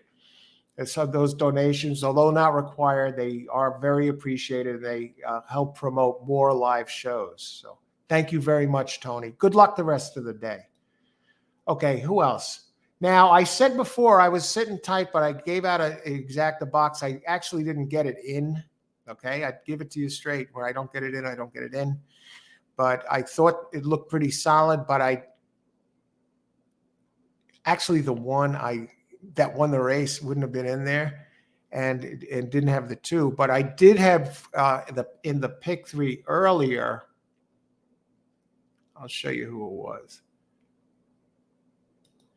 That's the pick 3. 3, 4, 1, 4, 5, 6. So the 1 gets it done there. And I need 5 who benefits from the scratch of the 6. 5 becomes the lone speed. But who the hell knows in this, right? It's never over till it's over. I'm going back. Who else? And there's Kevin. Gets that second leg done here in the pick 3. Excellent job. 4, look, okay, now we got to catch up.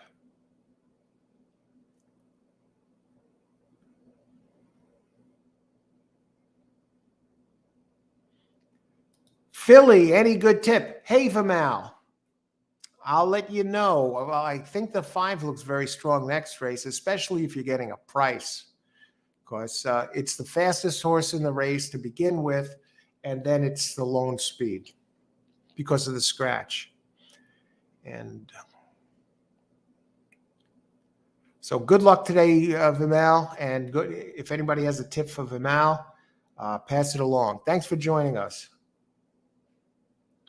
2, I think you 2 did get second there. Jen, 2 more win place. All right, break even, beats losing there. Almost 2. It looked like he was coming. Now, Chris gave us the 7, who was a bomb, and he wrote why he liked it. It's always interesting. I know it didn't come in. I didn't see the speed. I thought it would show more speed. Al, I heard you asking why I like the 7, and that was 23-1 last I saw. I had a little inside info that said the 7 was live, and he put his big up to get less weight, supposed to run big. All right. Well, thanks for passing that along. Sometimes you get some very solid tips here, and the bug's up. Yes, was getting weight.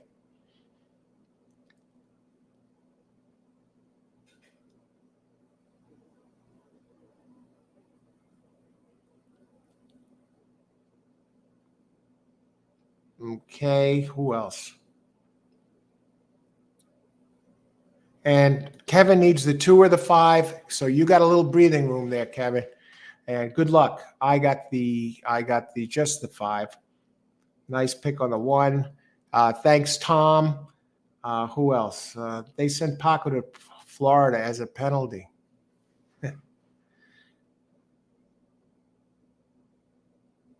I'm rooting for the 2. Haha. Well, the 5 is going to be very low. I checked earlier on the 5, Kevin, and it was the lowest payouts in the doubles. So who even knows if I get my $8 back on this? I think the 1 helps a little bit. Jennifer, get your money back for that inside info for Chris. How bad is the pick 3 payout? Let's take a look, Kevin. That 1-2 exacta. The 6 just missed, Tony. You know who I'm really surprised at is the 4. That the 4 didn't do well last race. The 6, I think the 6, if I had to pick just 1, I would have picked the 6 probably, but it had its big race on a wet track.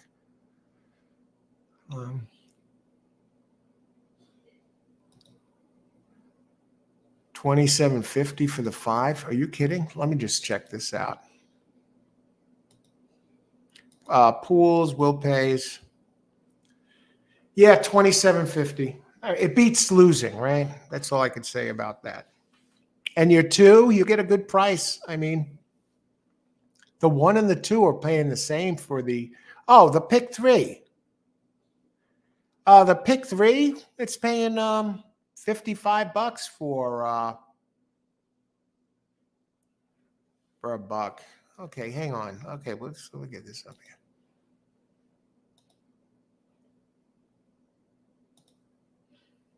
And what are the odds on the 5 now? 6-5. Now the question is, if the 5 loses, I cover my $8. No, I'm not so much worried. Can the 5 lose? Obviously, it can lose. If it gets out, it's slow. It gets stuck in the gate. but I don't think it's going to come in worse than second. So what I'm going to try and do is win something here, win an exacta, or and see what I have to work with. And let's talk about the race.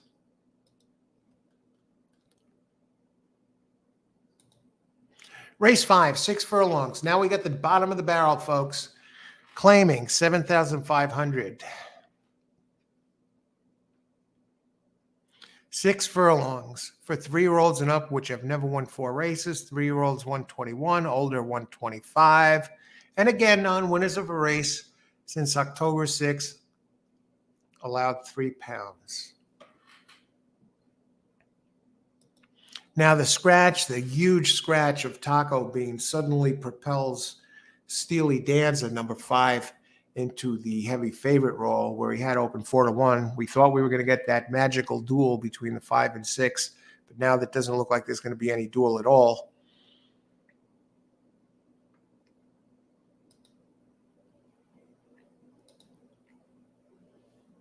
Five to 6 is a steal on the 6.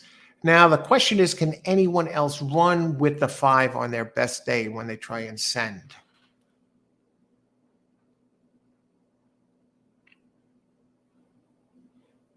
Now, that one thing with Steely Danza,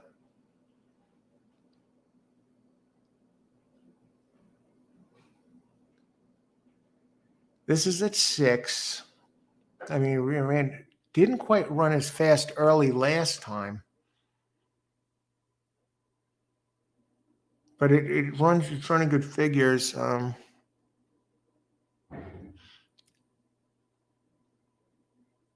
Taco Bean was the speed. I mean, 5 is the one. So let's say the other ones, the 7 is the one that would be the deep closer in here. Por Supuesto. And that one's taking some money. It's 7-2. So let's talk about these. All right. Race 5. I can't believe this represents the halfway point of the card. You know, once this race is completed. Okay, race 5. Well, I'm looking at the 7. Now, the 7 did run a race 2 back on a wet track that was sneaky good. Finished 3rd, only 2 1/4 back. We got stuck running 4 wide. Comes in at 117 pounds, so it's getting some weight. With Alicio Ruiz up. Okay, so I could see that. 8 I can toss. We're just going through this another time. 8 I could toss. 6 is out. 5 is the winner. 5 is the winner. Come on. The only thing is it has seconditis. It's finished second 4 times in a row and 5 out of the last 6. Runs good races, but finds a way to lose. Let's see, number 5. Money burner. It's went off at 3-5, 2 back, and came in second. 4 back, went off 4-5, finished second.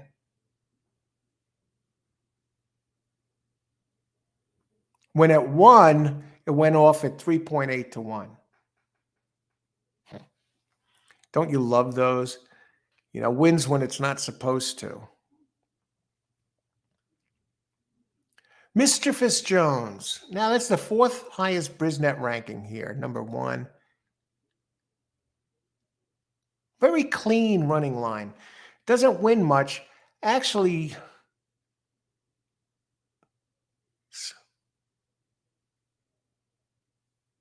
won at Penn National in August.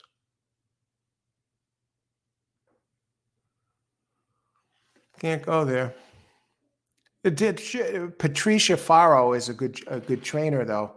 15% trainer out of over 5,300 races. So she knows how to get it done.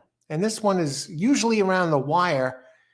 I mean, came in 4th, a length and a quarter back. Came in 3rd, 1 length back. Did win at Penn, but that was at the 5K level. Nice horse. Mischievous Jones, sire is the great Smarty Jones, who thrilled the world in 2004 going for that triple crown. Now, Lupe Guerrero brings forward one, dropping from the claiming 15K level. Now, its last race, technically, the class relief helps. I mean, this one didn't run a bad race. Lord Uhtred.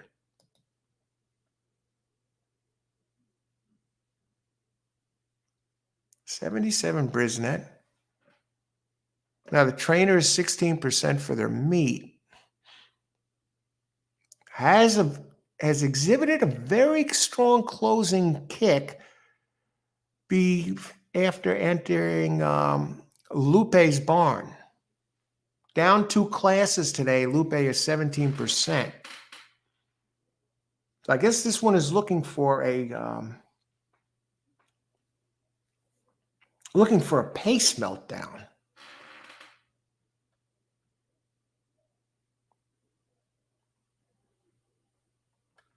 Dangerous Trainer, big drop. And this one, 8 races at Parx, 2 wins, the second 2/3.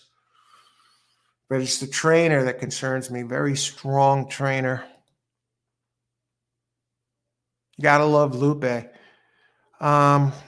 Okay. And it's gets Dexter Haddock up, who's 12% here. And Lupe and Dexter are 7% together. Now we switch down to number 3, Lord Darnley, who's just 3 you can throw out.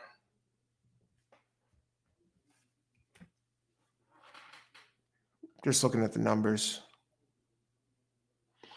Give me back my bullets, number 4. Numerous races that contends here. For Roberto Perez, 13% trainer at Parx, 10% with Gabriel Ramos as the jock. It's sprinting today. It has doubled up on good sprint races. And last race, it just missed at this level, finishing 3rd by 3/4 of a length. 6.5 lengths, 6.5 furlongs. So let me just check how much time we got here. Okay, we're good.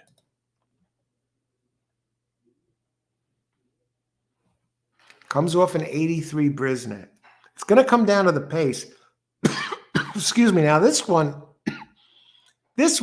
can actually give the 5 a hard time on the front end.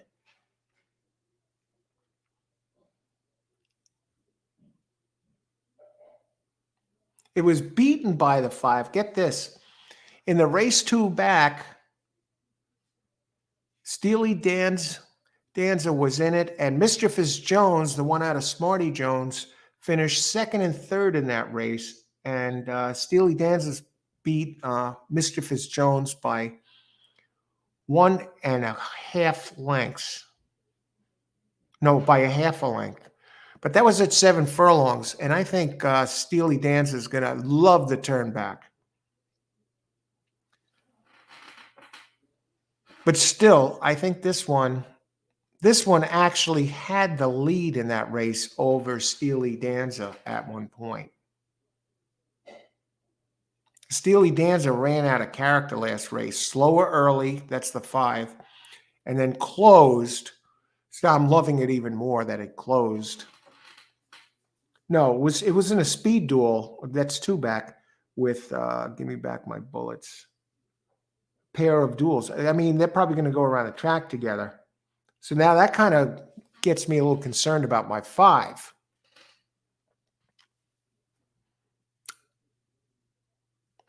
Okay. And then we got 6 scratched, 7. Okay, that's why we, go through these again. 7 is the closer. 2, 4, 5. I mean, that's the race the way I see it. Mischievous Jones, 1, 2, 4, 5. I got to think about this. I got time. I got 5 singled here, but I'm looking at the board. 4 open 3-1 now, 9-2. The 5 is even money. 7, 9-2. 8 minutes to post. What do you think here?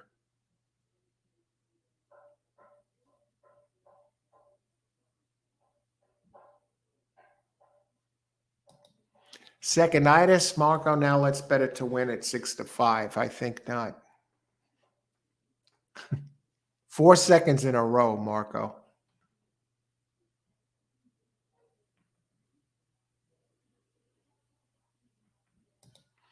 See, was tempted to do a double to the 1-5 next race.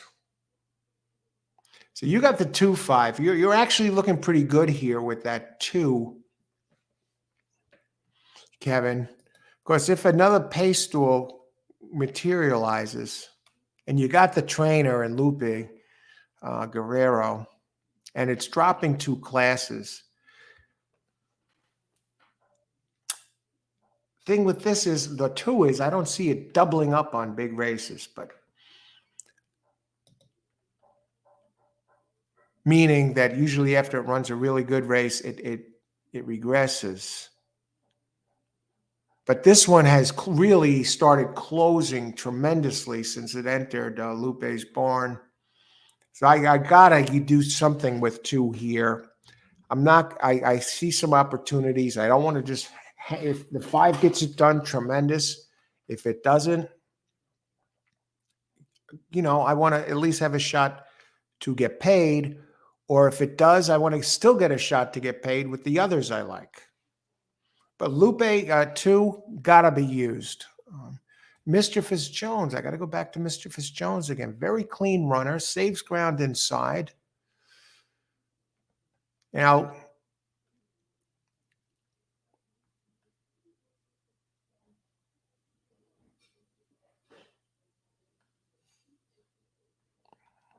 I just want to check. Did I see the same trainer twice here?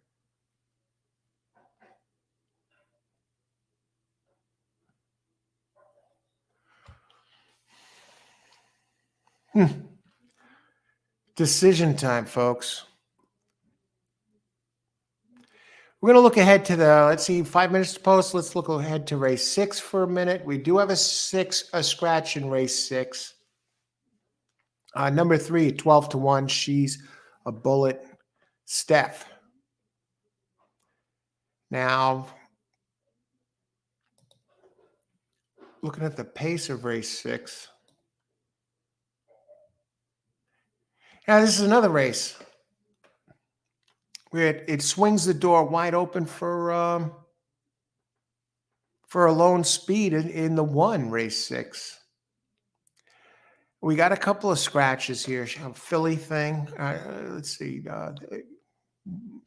Possibly the lone speed in race 6 is 1.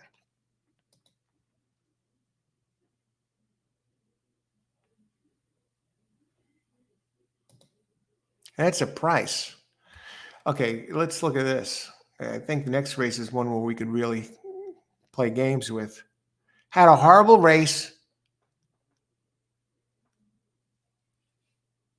and fell apart. Yeah, he ran quick early and fell apart. Getting spotted a ton of weight with the apprentice jockey, Horvney, Paredes, I don't know. Unknown trainer. That trainer again. You got your trainer, Chris, of the 7 from the other race. Sanchez Pinero. A Philly thing. Is that a shoe-in or what? Whenever they have horses with names like that, Saratoga Special or something, they always seem to win, at those tracks. Now we got a horse named a Philly thing. 5-1. Dangerous little race. What I would say is I consider the 1 as part of the pace opening at a big price.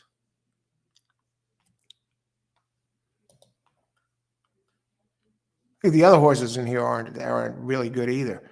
Floge or Flog, 3-1. 2 races that are faster than the others in here, but they're both turf races. John Service. I think the 5 is going to be very tough next race. The 1 is the speed. Breezy Dances. It's first time starter Michael Pano. Next race is a trap race, folks. We're going to have to see. Let's take care of business right here first. But I will say the 1 next race has a has a very quick one early in number 1, opens 12 to 1. Leave it in the picture to finish, hang on, finish at least third at a price. I don't know. I would be looking at I'd definitely consider the 2, 5, and 8 in there. You got the first time starters from a Philly thing 2 and the Pinot Firster number 8. I just want to check the workouts of the 8 again. Michael Pinot, he wins first time out.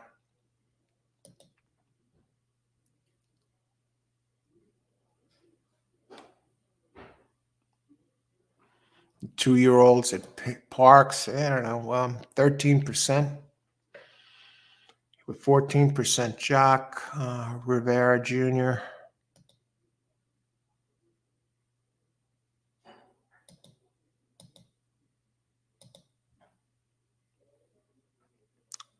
Together, they're 1 for 2. They're really not much of a body of work with the two. But Pinot, of course, he's a 23% winner at Parx. That's over almost 2,300 races. So I'm going to look at the double prices here just so you get an idea who's taking money. Doubles.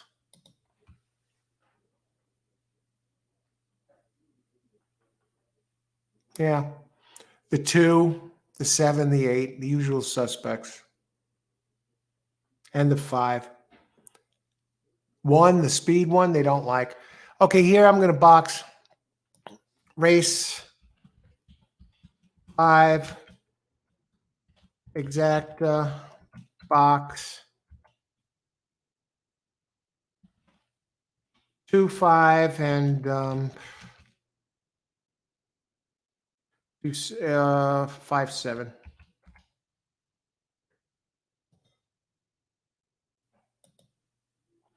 Okay, get these in while I can, and then I'll catch up in the chat. And I need 5. I got 5 singled here in the. I got 5 singled here in the pick to complete the pick 3. And I got a boxed here, a pair of the exacta boxes, 2, 5, and 2, 7. Christopher, you like 8, race 6, you like 8 to win. All right, good luck there in that 8th. Who else here?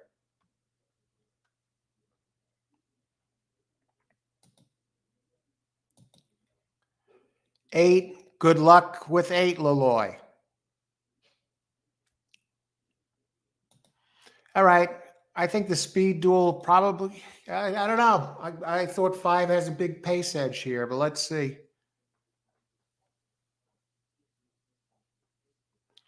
8 showing unexpected speed.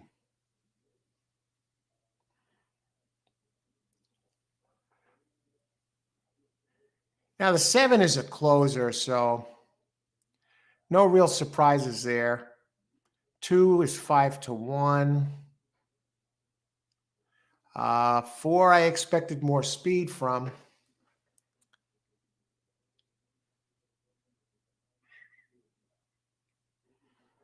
Goodbye. There goes 5. He's gone.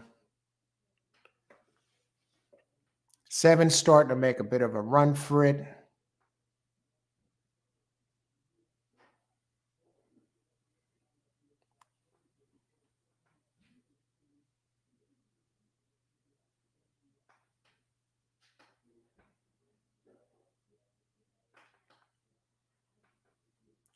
Now the question is, does the 2 get there for second? Come on, Lupe. Hang on. All right, we get the exacta and the pick 3. Beautiful. Exacta's not going to pay anything. 6 to 5 over 5 to 1. 27.50 hit on the pick 3 and the exacta.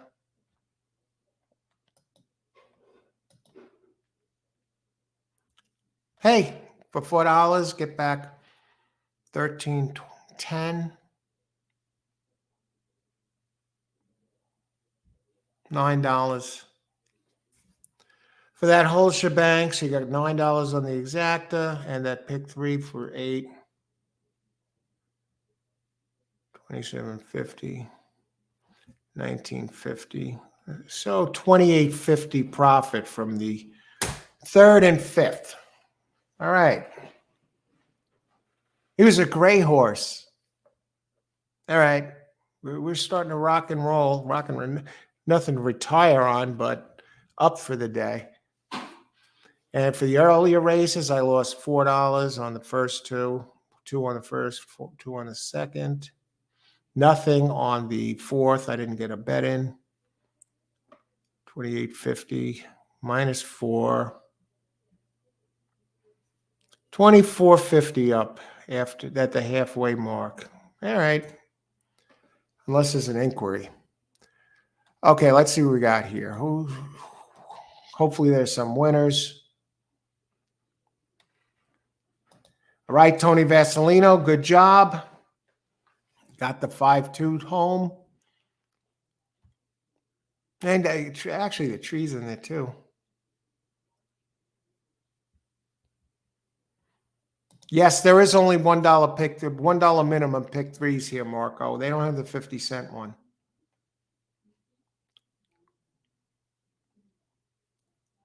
Five will win. Hey, Sayed, how's it going? Good luck. Namula, Sayed Namula, 5 will win. Comes right in and gives out a winner. Thanks for joining us. Great call. Good luck today. I know Kevin hit this thing here. Good job on that pick 3, Kevin.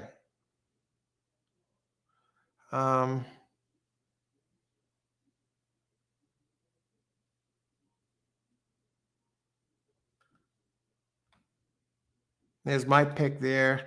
Exacta box 2, 5, and 5, 7.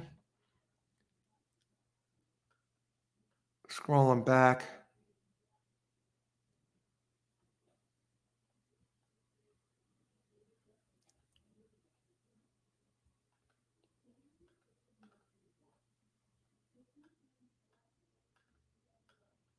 All right, that's a ways back. Anyway, those of you who joined us earlier, I did hit the pick 3. I gave it out anyway and hit it.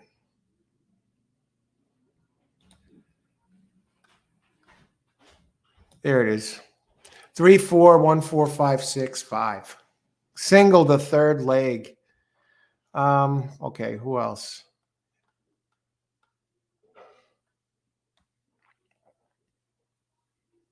Thanks to you, sir. Oh, I'm glad you got it done for you there, Sayed. Let's see. That's half the card.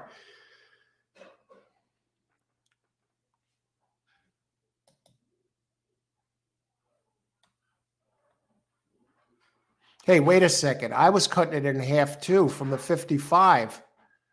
So I'm actually up more here. $55. I'm cutting it in half. Now I'm just look. Thanks for bringing that up there, Kevin. So caught up in the chat and that I'm just looking at the payouts, and I usually play half the price, right? So I'm thinking the 50 cents price, and yeah, it was an $8 pick 3. So I got to add another $27.50 to this and double check this to make sure it's in there. Yeah. All right. So we're actually up $56 for the day. And the way I play, there's no way I'm going to finish down for this day. I'm play low, invest low, and for high returns. I'm more of an analyst than a heavy roller, if you know what I mean. Okay, so what do we got here? Who else got this? Good job out. Thanks, Marco.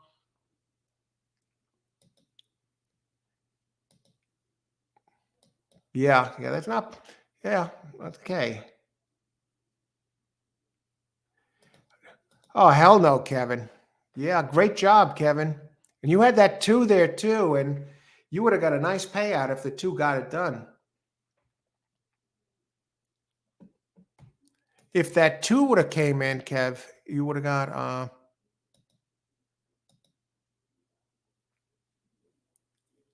that would have been $154. 154.70.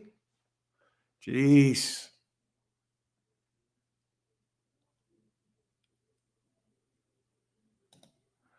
All right. That race is over, though. We got to get on to the next race. And I think this is going to be a challenging race. Now, I'm up. I'll stay the same. Ice water in the veins. Address the races the same way as if I'm up really big or I'm getting my ass totally kicked. I'll, play the same way. Don't go nuts after a win and don't get too down after a loss.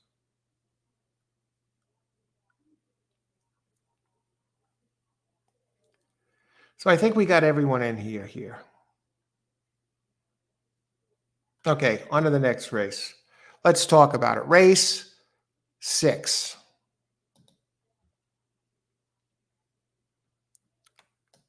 So we're entering the second half of the card. This is kind of tough. We got 2 first-time starters from trainers who are very strong.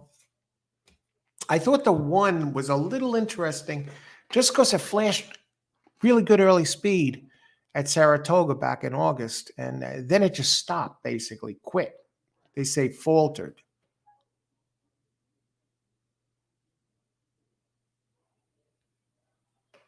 Six furlongs, maiden claim, purse 22 Ks for maiden fillies, 2-year-olds, weight 119 pound, claiming 16,000. So it's a 6 furlong sprint. Okay, these are a little better entries than the 7.5K claimers.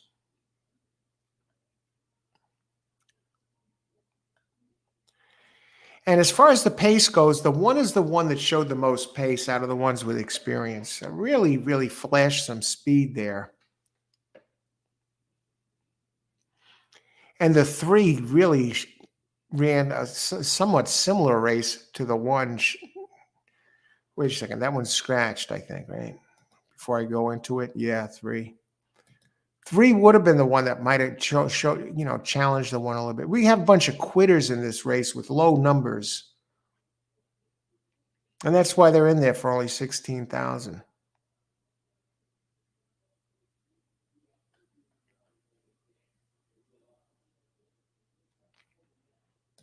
Okay.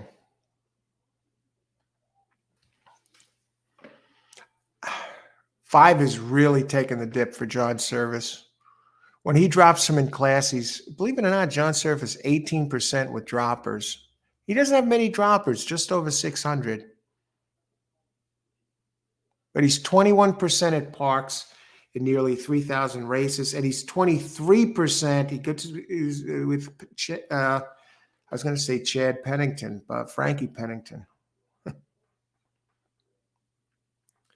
Ran 2 good races, not good races, got crushed, but at the maiden special weight level, a couple of them at Monmouth. But they're races that are fast enough to get it done here. If it takes to the dirt. 4, I don't like at all. 2's a first-time starter from Opportunity, a damn good horse. Making a first-time start, 2-year-old.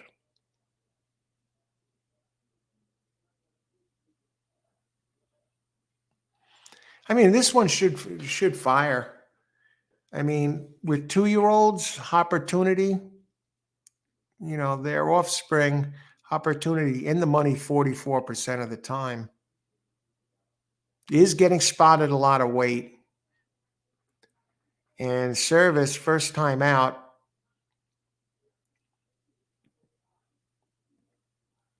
doesn't send. She's 16% with 2-year-olds. 0 for 6 with 2-year-olds maiden claim.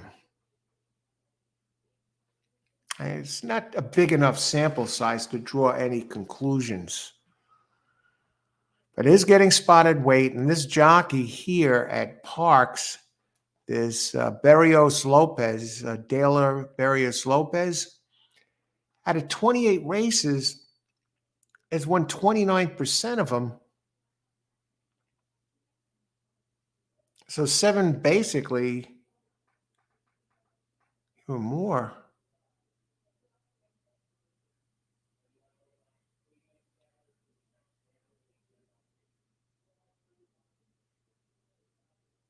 %29 out of 28 races with 3.14 ROI.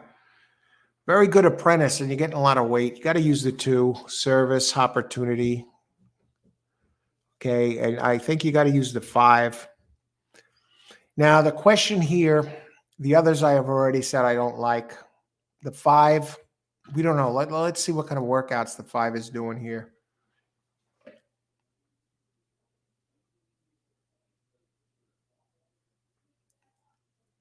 It hasn't worked out since October, the 20th.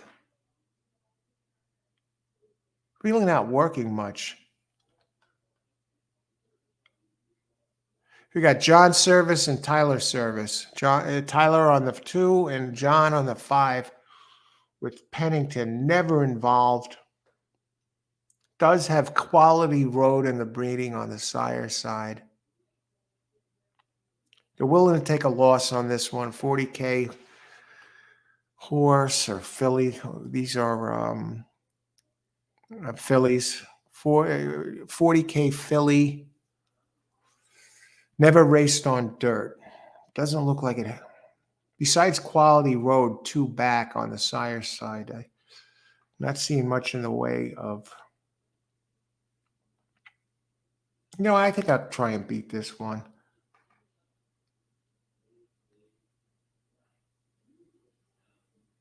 Why'd they be willing to take such a loss on this so early?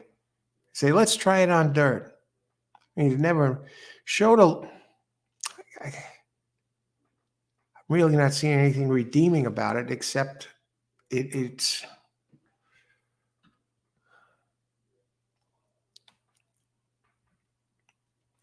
I think the 5's a play against. I in my heart, I don't believe it's going to win.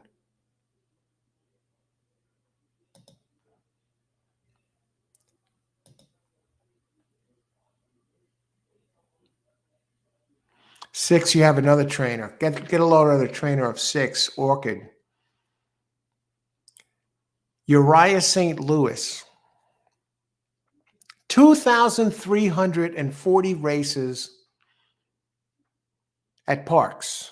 This is going back 2,340 races. Winning percentage, 5%. Can't go there. This might be one of the 5%, though. Cloud computing. That was a good. Nah, I don't like it. It took a step back. It is dropping in class. When St. Louis drops in class, wins even less, 4%.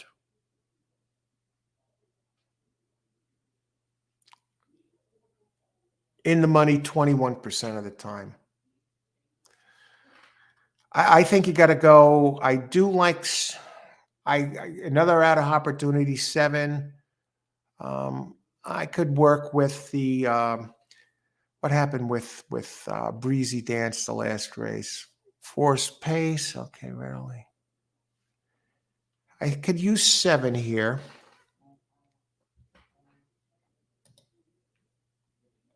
Nine minutes to post. That one has a little bit of speed. Coming down in class. Now, when this trainer drops 2 classes, I know it's a limited body of work. Hugo Padilla is 43%, 2 for 7. 3 for 7, I mean. That's pretty damn good. And the jock is here. Eloiso Ruiz getting spotted weight. I'll tell you what, this is the best starter.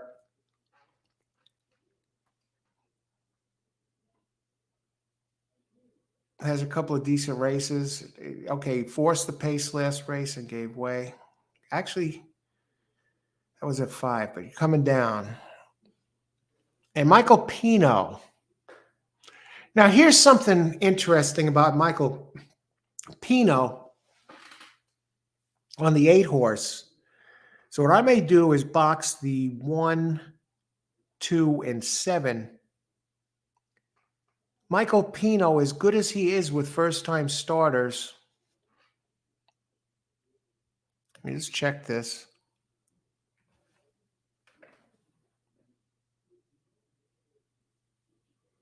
Oh, first-time starters, maiden claim. 2-year-olds, 15%. But that's going back a ways. Lately, he hasn't been as hot. No, yeah, okay, 15% with first-time starters. But with debut maiden claimers making their debut in a maiden claim, he's 0 for 20. 0 for 20. So for the 8 horse players out there, do we try and beat it? 0 for 20, Michael Pino. Let's see how the 8's been working out. Okay, and then I'm opening it up.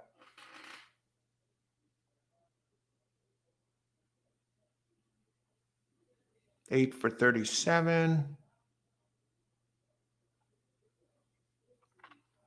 These workouts are nothing great. Okay, I'm gonna 7 has experience, 1 has experience, and the 1 has the speed. I know it collapsed, but 7 has some speed too, and a couple of decent races, ranked 3rd. I don't like the 6 with St. Louis, the 4% trainer, and the first time starter. So I'm going to 1, 2, 7 exact the box. Maybe the 1 gives us a thrill ride here. Now I'm a little worried about the 5 though. Okay, I got to think about it. 6 minutes to post. Let's open it up.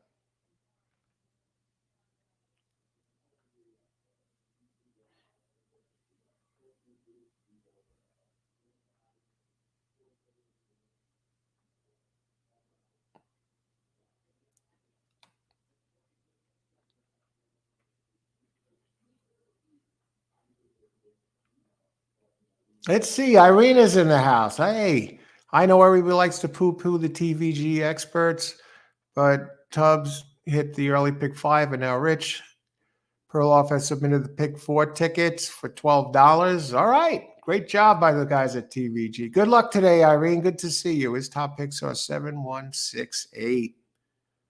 What's up, Irene? Christopher.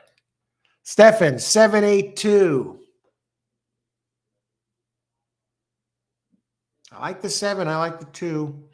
I'm a little worried. I'm trying to get the exacta home. I'm trying to beat Pino here. Not trying to beat Pino. I'm trying to. Here's the thing. I'm deciding. Now, for those of you joining us, I'm up 56 today. I just come off a pick 3 victory and a double and an exacta. So halfway home. But that doesn't mean I change the wagering style. If I see something, I'll step on it. If I don't, I'm not going to try and squeeze blood from a stone. Good luck today, everybody, and thanks for joining us. Christopher, number 8, 827, exacta try for me. You know who scares me? The 5, Christopher. But good luck. Christopher had some big hits yesterday. Tries with long shots. 3 horse boxes, all 3 came in. Leloy, 5 Floge. 5 is the one that scares me here, Floge. Not Floge. 5 Floge scares me, Leloy. Good luck.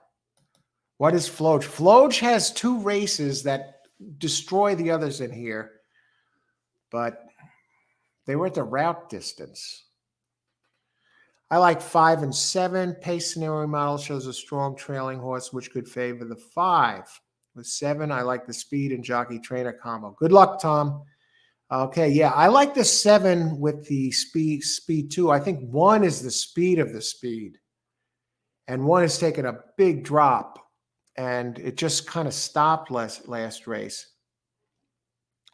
Let me just bring up this 1 again here, see what they say about it. And the 1 is dropping from maiden special weight to 16K.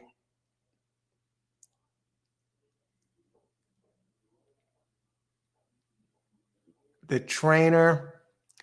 That trainer again, Sanchez, Angel Sanchez Pinero. I'm thinking, and Chris gave out a big one, not Christopher, but there's a Chris here.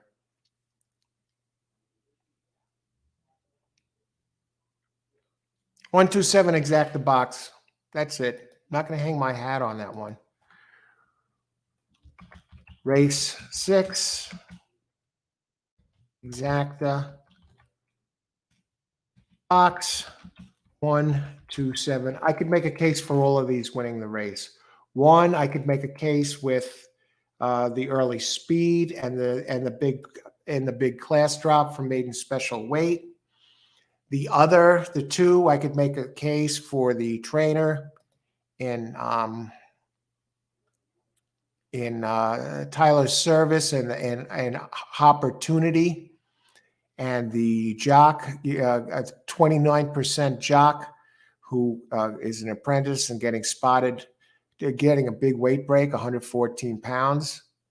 And the 7, another Opportunity entry. The races 2, 3 back are as good or better than anybody else's in here. The only one that really has better races, numbers-wise, is the 5. And the 5 has never raced on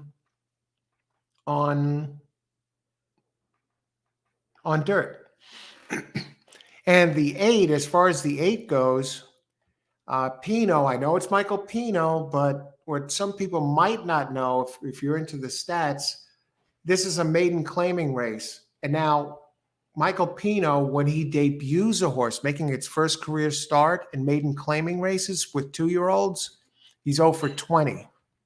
So, well, let's see if that holds up. You know what they say, records are made to be broken. And whatever.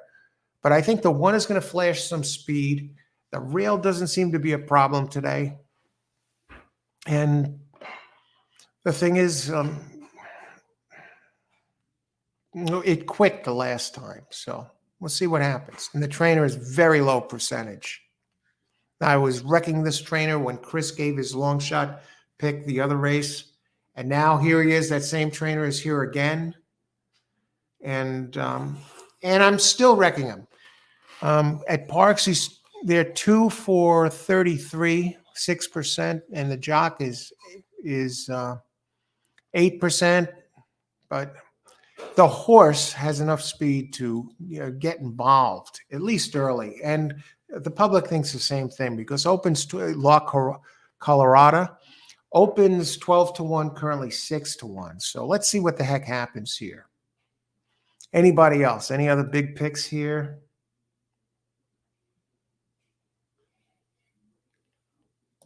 See, Irene, not too much on vacation all week. That's right, Irene. Enjoy the vacation. Just a staycation to enjoy having the house to myself while roommate is on a cruise. Great. Enjoy, Irene. Perfect timing for that vacation. Okay. Seriously, we got this race ahead. Enjoy your vacation. And exacta box 127 here. Who am I scared of a bit? 5 and 8. But you know what? We'll get some prices if these come in. Right now, the favorite, they're just about ready to load, or are they loaded in? Right now, the favorite is Michael Pino at 5 to 2. He's always favored here at Parx. And the 5, Floge, 5 and 8 are the ones that scare me. And for obvious reasons. I mean, 5 has the fastest races, buyers figures, and 8 has Pino. But 5, Pino the 0 for 20. And Floge never on dirt, and we got speed, early speed with 1 and 7. Good luck, everybody. Enjoy the race. Race 6 of 10 here at Parx. Thanks, everyone, for joining the show today. It's been an absolute blast so far. And today, green tea, Bigelow green tea, mint flavored. Pino's now is 8 horses down to 2 to 1.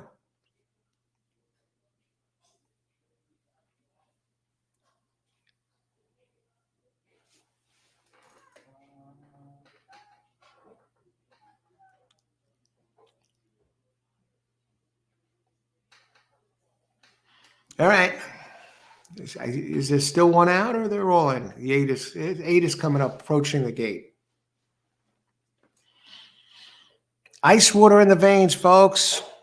You win the race, you win a grand. You lose the race, you lose your paycheck. You don't play at all. I want to have the same exact expression on your face, all three ways. Emotionally grounded, ice water in the veins. You want somebody to come up to you, take a picture with a cell phone of your face. You lost your paycheck. Hey, should be the same as if you won a grand. All right, almost stop the race. 172.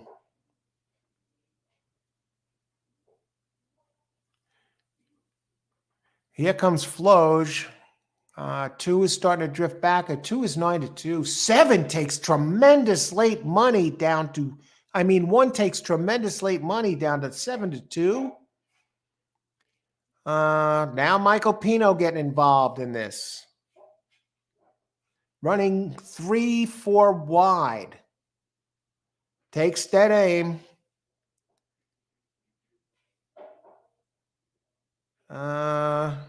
It's like Michael Pino's horses know the trainer is Michael Pino. Even at 0 for 20, he gets it done here. Interesting race. 8-7.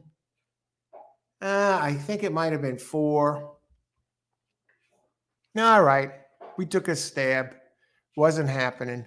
And for you playing that exacta, 8-7. 7 was good, though. That's your problem. So 1 gave it a whirl. 8-7. That's a 45-60 exacta, folks.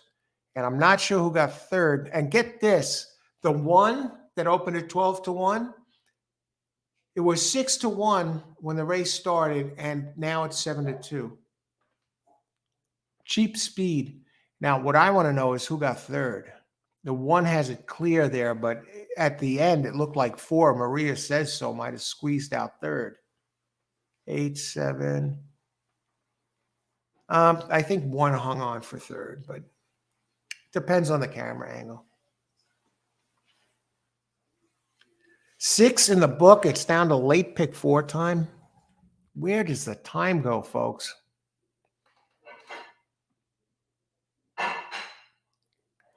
No sign of, would it make no difference? The 8 got there. Should have left the 1 out of it. Should have used Pino. I don't know. The 2 didn't do anything either, so I don't feel too bad.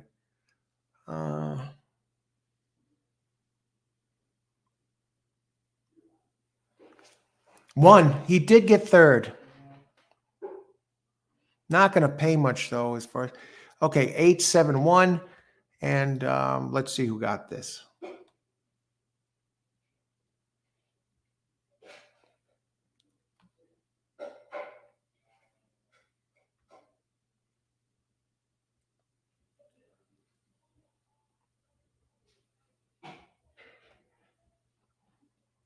Christopher, great job. You got the 8 and the 7 in there.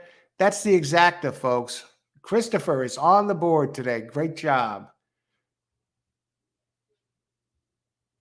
Stefan, 782. All right, good job, Stefan. Excellent. Stefan is on the board. Anybody else?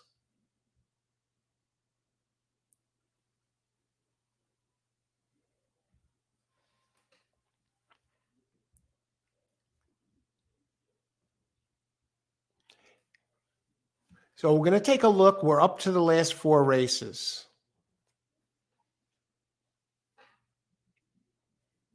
Not a monster day, but we are up hit $50 heading into the last pick, the last 4 races of the day. Going to finish ahead, but now we're going to figure out what we're going to do with this.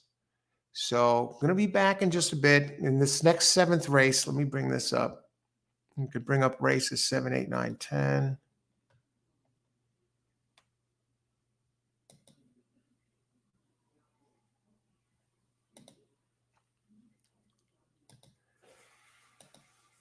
And I want to thank everyone for joining us today on this Monday of racing at Parx.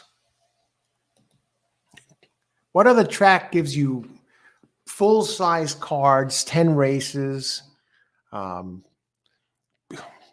upper middle talent. I'm going to talk about this next race. It's a mile and 70 coming up when we get back.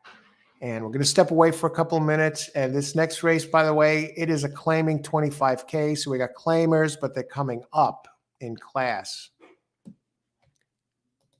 And in race 7, now the trifecta 50-cent tries, 75.95. Where was Michael Pino? Was he around? No, the 4 did get 4th. And the $2 exacta was 45.60. So that's a 21-1 exacta and change. Excellent job. And pick 3, 291, 60. So in the 7th race now, we do not have any scratches.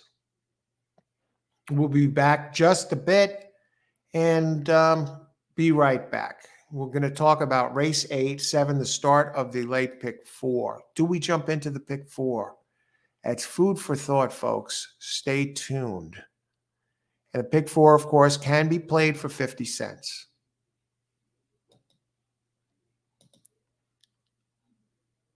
I want to say hi to Nicholas before I step away. Hi, Nicholas. If anyone can translate for Nick, please do. Nicholas, good luck today. Thanks for joining us.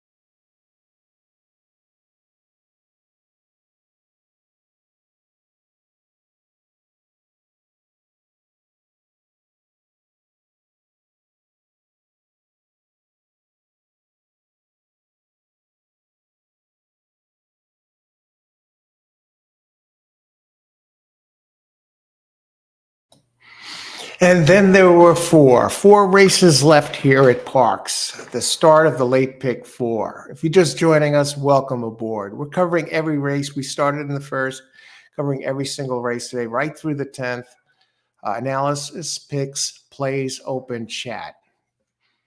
Welcome to All Horse Racing all the time. I'm your host, Al. Okay, we're up to race number 7. So, thrilling race. The 6th race was a thriller. Michael Pino gets off the schneid, 0 for 20 with debut maiden claimers. Was he due?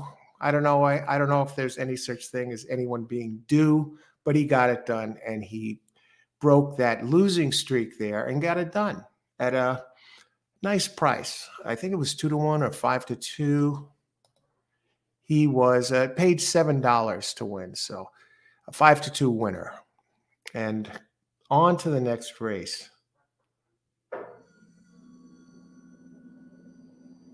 See Nicholas. I see Carrie Rages. Laurel Park race win number, please. If anyone has Laurel results, please pass it along. Welcome aboard, Carrie. Good luck today. Let's go for the pick 4, Christopher. Yeah, let's see what's out there. Ganpot. Hey, Ganpot. 5-4. Oh, okay.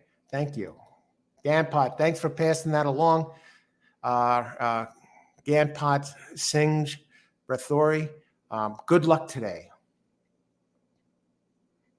Parx result 8-7-1-4. 8-7-1-4. Jerry Jones. Just 5 furlongs, 50 tries. Good luck, Jerry. Just 5 furlongs, 9 to 9, 5, just 5, 9, 2. Win in 50 try. Oh, wow. Thanks for that info. Isn't Laurel South America today? Laurel, it's on the East Coast. Lulloy, East Coast. I don't know if it's far enough that you can call it South America. Oh, I know what you mean. Are they showing South American races? Yeah, they do that sometimes. Gulfstream does that too. I'm with you, Lulloy. Let's talk about this race. 9 minutes post race 7, so let's get cracking. We have no scratches, which is nice. And this is a mile 70. I talked about it a little bit before. Yeah, mile 70, claiming 25,000, 3-year-olds and up, which have not won a race since August 6th. Claiming races for 16K or less not considered, or which have never won 4 races. 3-year-olds, 121 pounds. Older, carry an extra 4 pounds, 125. You know the deal. Non-winners of a race, 1 mile or over since October 6th. They seem to be having a bunch of these non-winners since a month ago to the day. They get an extra 3 pounds. So we'll take a look. We'll take a look and talk pace first. As they say, pace makes the race. I mean, that opened the door for the pick 3 that hit earlier with the scratch of Taco Bean in the 5th. Leaving 5 is really the controlling speed, but that one here we have controlling speed again. Nostalgia Run really looks like the lone speed in this race. And Nostalgia Run, that's number 6. From my pace notes. But let's talk about it. Big pace edge. I mean, can that possibly miss the exacta, for example?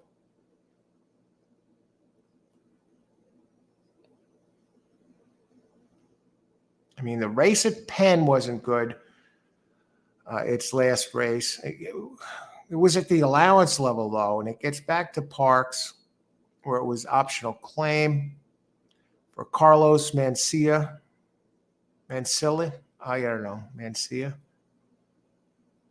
Mancilla. Who knows? Anyway, Carlos, 20% trainer at Parx. That a small sample size.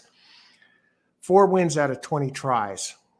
The jock, another one, small sample size, 19%, but it Parx out of 26 races with 5 wins, but 18% overall with over 900 races. But this one has a big pace edge, folks. But is the pace enough to win this? I mean, Dreaming of Jerry. How many times do we see Dreaming of Jerry burn money, number 3, but still has to be considered? And it's Game Time, Scott Lake. I mean, this one has number 2 and gets Frankie Pennington, but it's race in July here and also in January are fast enough to smoke these. Dreaming of Jerry. Let's talk about Dreaming of Jerry for a second. See, this one, the problem with this one is it usually runs wide, opens 5-1, does drop in class, 12 races, 4 wins, 2 seconds, 2/3. It's a 5-year-old. Very competitive race. Very competitive race. But I got to lead with 6 here. I think it all goes through 6. This one has the speed. Let me check the post time. 5 minutes. So we're doing good.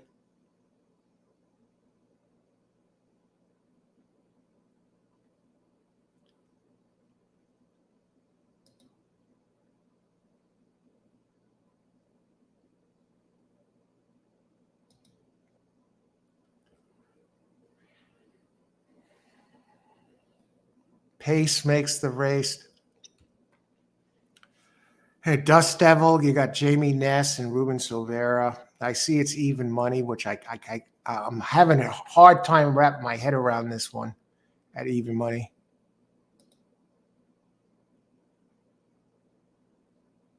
Never raced at Parx.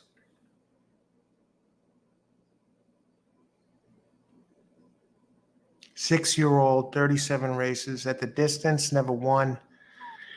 7 races, 3 seconds and 2/3. I don't like this one at even money.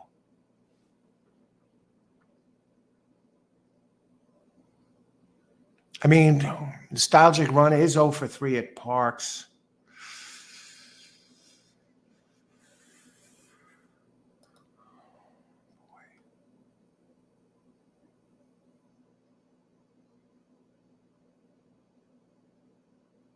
Parx races are bad. I don't. Oh. I got to use it.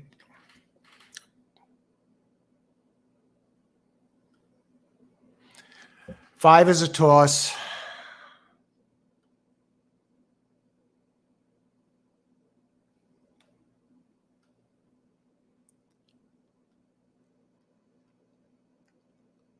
Four, Cobble Road, just looks too slow.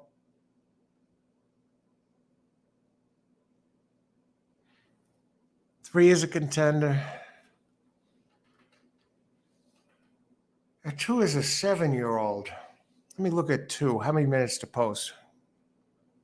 Double checking. We're going to get our play. I don't know pick 4, I don't think here.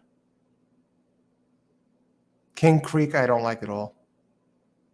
No, wait. King Creek gets back on the dirt.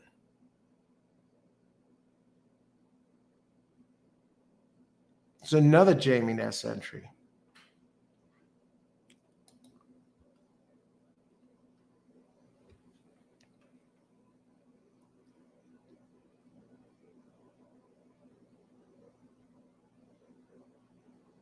Oh, brother.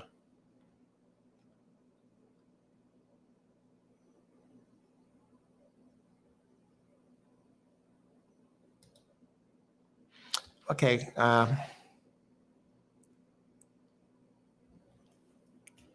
going to go nuts with this. 2 minutes to post. I just want to look at the 8th. I'm not buying Ness, the Dust Devil at that price. Make a small play here.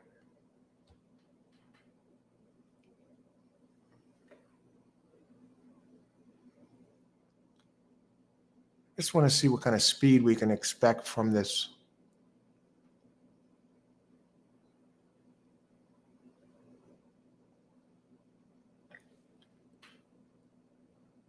On to race 8. Let's look at 8.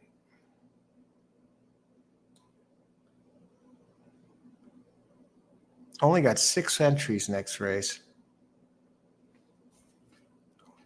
6. Checking my notes. I don't want to rush it. Big layoff on 5. No.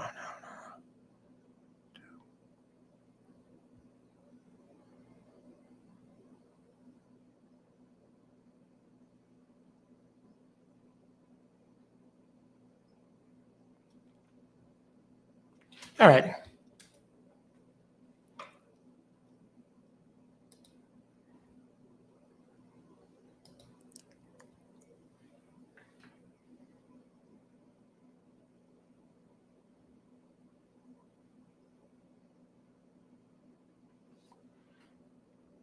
I'm torn between the 2, 4, and the 6 next race.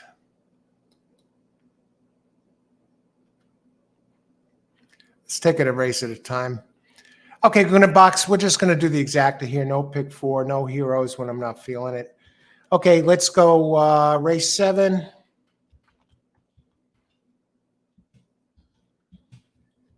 Exacta box. 2, 3, 6.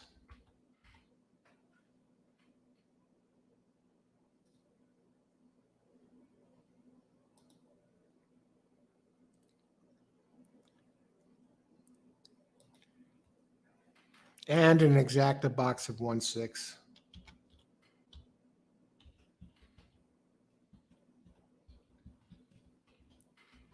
I want the 2 and the 3 and with the 1. So that's total play of 8. I'll get this in barely.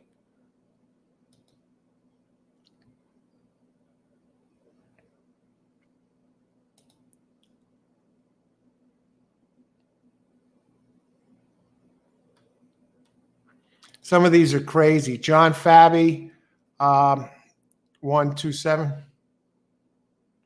Oh, he just won his first at 50 tries. Thanks on that, Jerry. You're talking about Charlie. Hey, Charlie Rodriguez, 216. Good luck. You're talking about Pino. 1, 2, 7. John, good luck. Charlie, good to see you, Charlie. Thanks for joining us. 216. That 6 is fast as hell early. But we'll see what happens. 7 morning. I was on the 7, but can't bet at 6 to 5.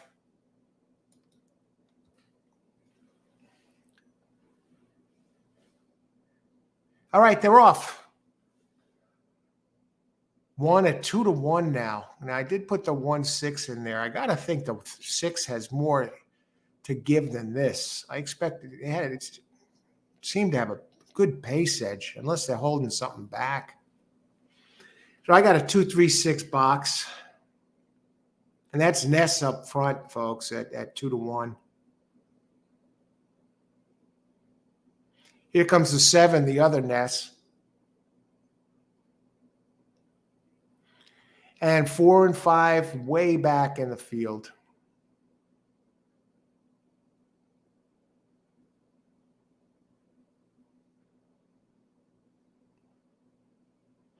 My 3-horse box running second, third, and no, actually not. It's Ness running 1, 2, folks. It's going to be a Ness exacta here. Unless the 3 makes a late move. So many times we see it. A trainer has multiple horses in the race, and the longer one wins.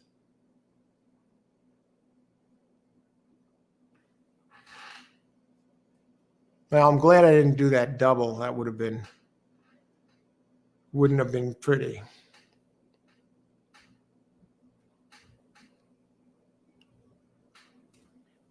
All right. So 3 races left, and the finishing order there was, I believe it was 1. 1 did it. You know, the last time it ran on dirt, it took the lead early.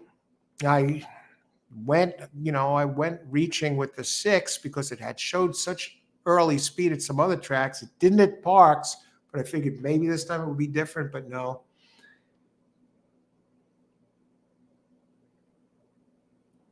I think 7 hung on for a second. Show it out, folks. Don't just show the one across the finish line and stop it.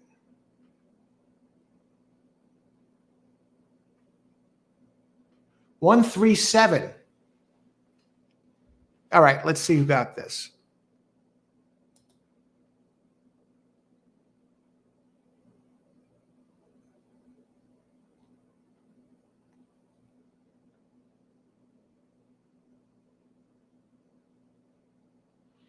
Good job, Chris. Yeah, I thought that's why I boxed the one with the 6, Christopher. Good job. Nice hit on that 1-3.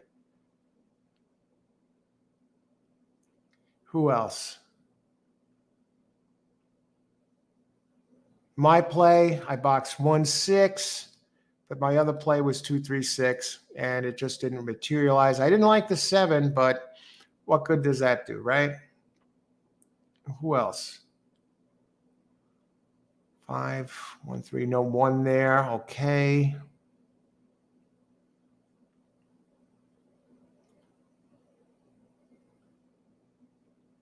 I think we got everyone, folks. Let me just go. Any pick 4s here late?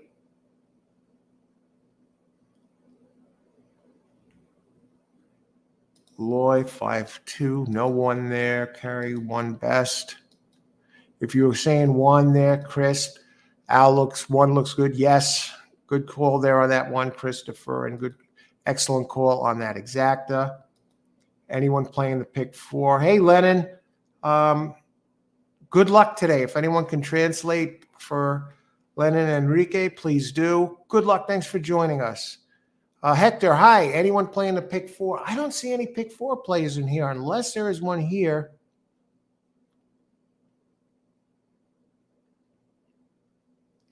Tony Vasilino, who had some of the biggest winning days on this show. Not to be, you had the 1 there. You had the no 3, 7, 1-6 box, no good. 1 was there, but no 7. I don't care. It's such a low price. No way. And you know what? The horse wasn't fast enough either, Marco. I wouldn't even have liked it at 3-1. Marco, 1-3-7-2. Okay, you're giving us the finish. Hector, I got the 1 on my daily double. Okay, great job. Keep it going. Well, Irene, I did wind up playing Rich Perlos pick 4, so I'm alive. Price on 1 came way down, though. Yeah, it did come down, but great job. All right, let's get it done here. Irene has hit some big multi-race plays. Keep it going. Tom, I had 1 in the first leg of the double. All right, now this is going to be a pretty good race, this next race. Race 7, 20 minutes to post. We're looking great on time.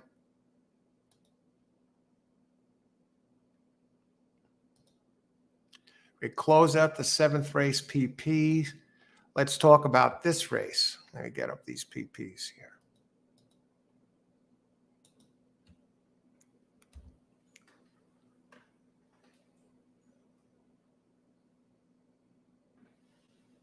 All righty. Let's win some money. Okay.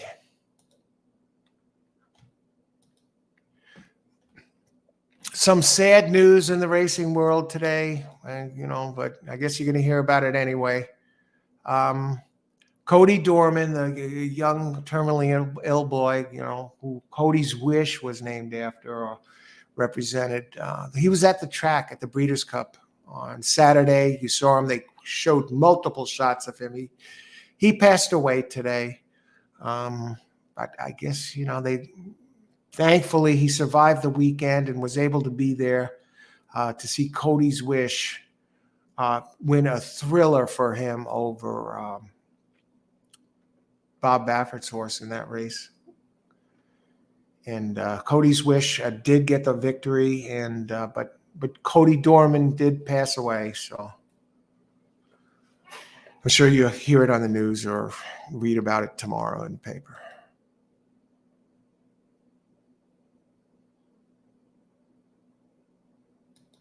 Let's see, just be super price sensitive. Usually can't go wrong. Okay, yeah.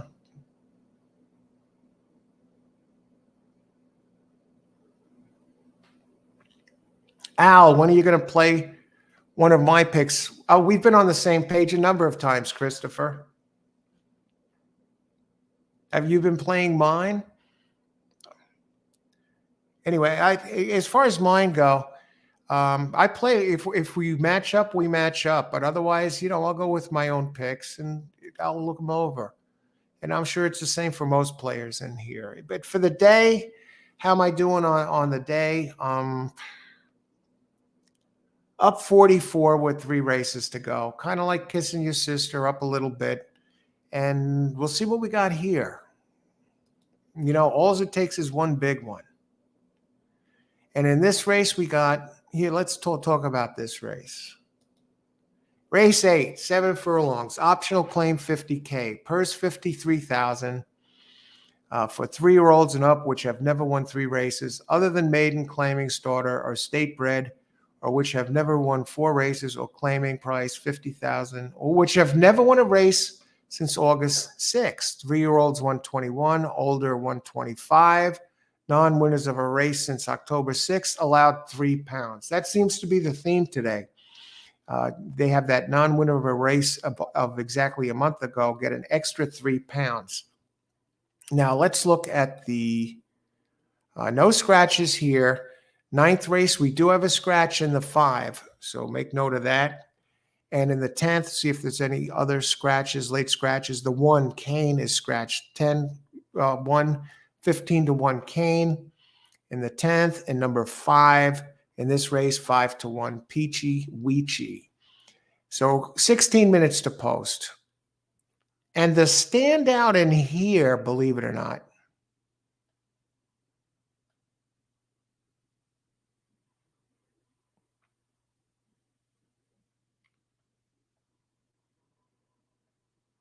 now this is 7 furlongs.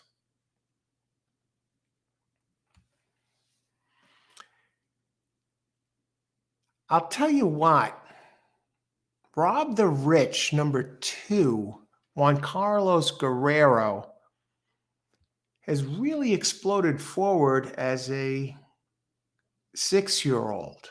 We'll go to the pace first. Let's talk pace.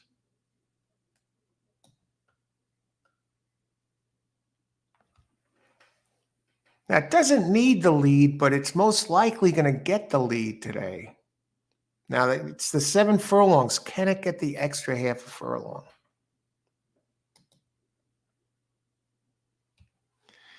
At the distance at 7, it is 1 for 1. Juan Guerrero, very strong trainer, 23% at the meet, 75 races. Miguel Sanchez, a 21% jock, opens 4 to 1. I wouldn't be entirely surprised if this one is the favorite right now. I didn't see the odds yet. I'm just giving you the odds I see here. So I like the 2.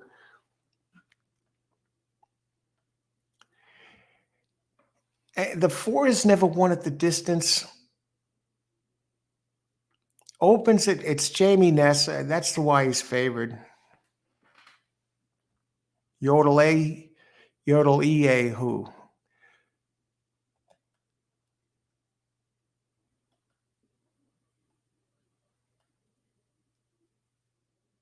Very interesting. This one's going to have to come off the pace to get it done here. I mean,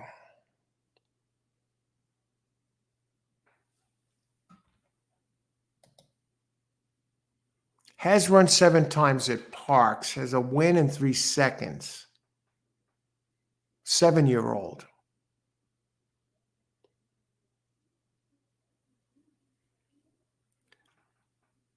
Last couple of times it ran at 7. It did post big numbers, 94, 95, finished at 3rd and 2nd. That's back. That's at Laurel both times, April and February.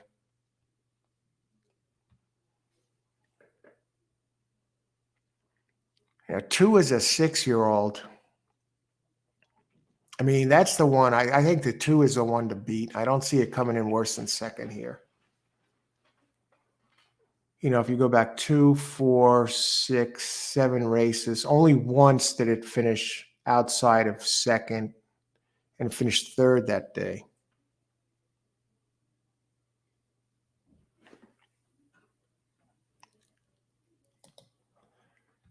Now, the other one that has some speed is the one with Pennington, 5 Dreams, number 3. Now, 5 Dreams has beaten the 2, but not here.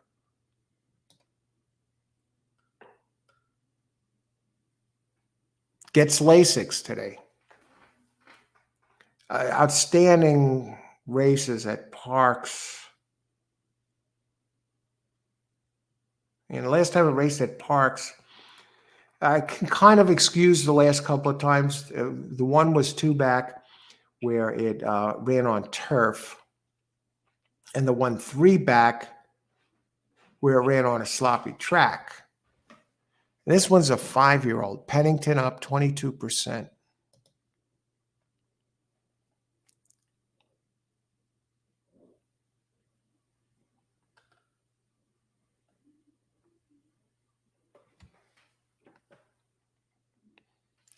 And I want to move down to number 6, Eloquist.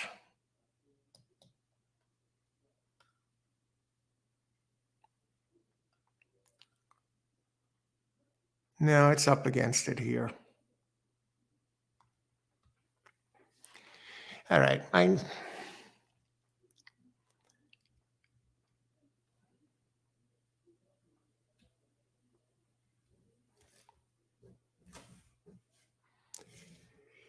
Now, 2 is my standout.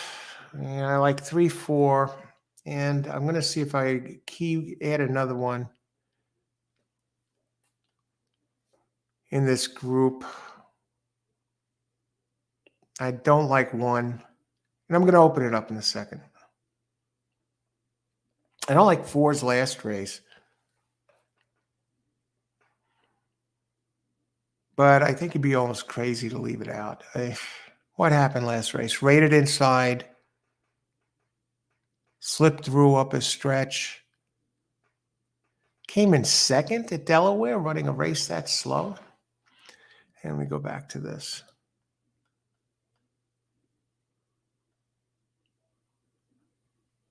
Okay.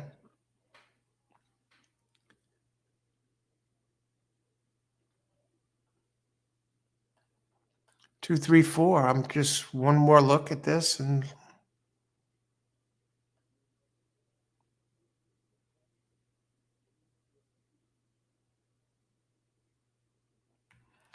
Kathleen DeMasi. Let me just look at this. Yeah, I think we're going to work with that. The 6. I see Kathleen DeMasi gets Paco Lopez. She's the first female to win, get put in the Parx Hall of Fame. And she wins all over the United States. I don't like its race at this distance. I think this one likes it longer.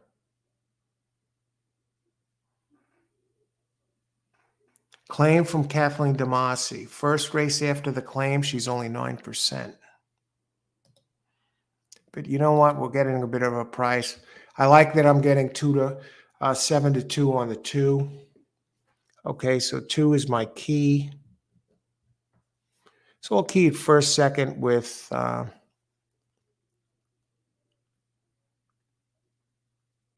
2, 3, 6 and try. No. With 3, 4, 6. All right, let's open it up. 9 minutes to post.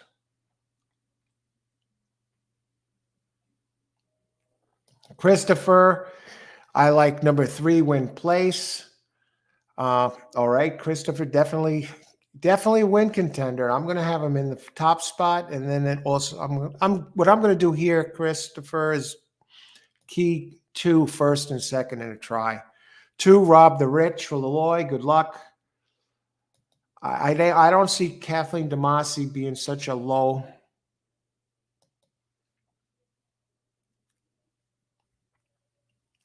First race after the trainer change, 14%. It's a 4-year-old. Well, the only thing that bugs me about this one, Eloquist, after its 2-year-old campaign, it started off real slow as a 3-year-old at Gulfstream Park, was running horribly. And then had some really nice races towards the end of the year, from September through November, and even a little bit in January. But it's never gotten back quite to where it was.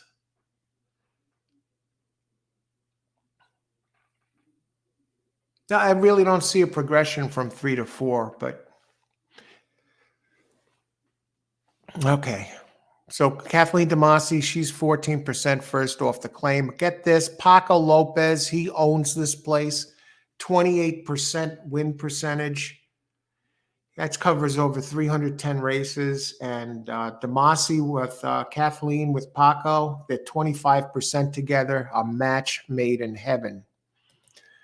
And the board says it. I think it's 5-2 right now.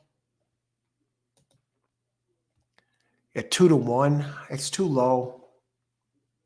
Okay, I'm going to put in my pick right now, so then maybe I'll add another pick, and we could focus on adding here, maybe a pick 3, but let me get my main pick out of the way. I'm not getting greedy. I'm not swinging for the fences. Race 8, play a small try. $44 up. No, I'm not breaking the bank, but picks have been pretty much on. We've picking our spots. All it takes is one big one, boom, and one great day. I mean, that's what it's all about. Let me see. Race 8, and I think if you've noticed, I talk about the ice water in the veins all the time. Whether the races I hit before and the races I've lost, there's really been no change in the demeanor. And emotionally grounded. That's the way. You don't want to let the emotions get the best of you. You don't want to get too high after a win, too low after a loss. Running to the ATM machine. 2, 3, 4, 6. But you can get hurt that way. Okay, let me see. And then I'm going to put the other 3 on top as well. And then I'll put the 2 second. I mean, the 2, I'm almost tempted to single the 2, but I think this way is enough. 2 over 3, 4, 6, 3, 4, 6, and 3, 4, 6, 2, 3, 4, 6.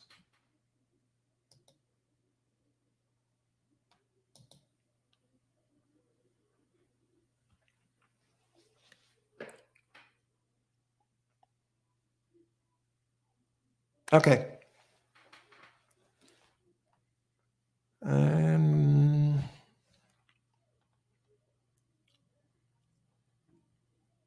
we're in. Okay. How many minutes to post? We'll get to everybody else. 5 minutes. We still have time to think of something else here. So we're not done yet, folks. Chris, again, like win 3. Yeah, 3 is very dangerous. I'm going to go to that Christopher for a second there. I mean, look at some of these races that had at Parx, especially last year from July through November. I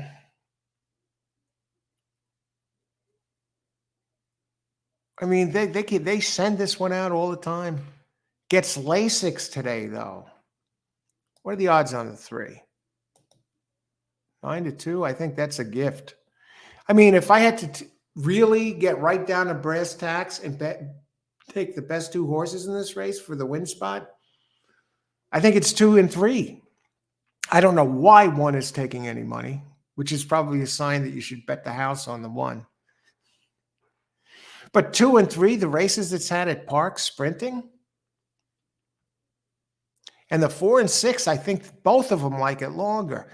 4 is taking money because of Silvera and Ness. I could see why you wouldn't like the 4 either, especially after the last race. And the 6, neither of them really have races. The 4 is better than the 6. Let's put it that way. The 6 doesn't have any races even close to the running 2 and 3 is done. And neither does the 4 when the 2 and 3 are at their best. I bet you, watch this, 2 or 3, 2 especially is going to be favored come post time. Let's take a, let me get to the rest of this. Tom Crane, I don't like 4's price 2 to 1. And Tom Crane, 3 and the 4 here. Okay, good luck, Tom. And John Fabi, pick 3, 4, 6. Okay, you're going with the routers. Good luck, John. 4, 8, 2, 7, 9. Tom continues. You got a bunch of them here. Doubles. I like this. Okay, we'll get back to that. Take those out. We're getting close to post. I got to look at these yet. Some of the things. Pick 3. You have 50-cent pick 3s by you, Hector. They only have $1 here, but if you do, good luck. 3, 4, 6, 1, 2, 8, 5, 6, 10. 3, 4, 5, 6 on my second half of the DD. Okay, good luck, Hector. 2, 3, 4, 6, 3, 4, 6, try, and another try. 50 cents, 3, 4, 6, 2, 3, 4, 6. Okay, and we still got 3 minutes to post. Now let's look at the double prices and see who the hell's taking money.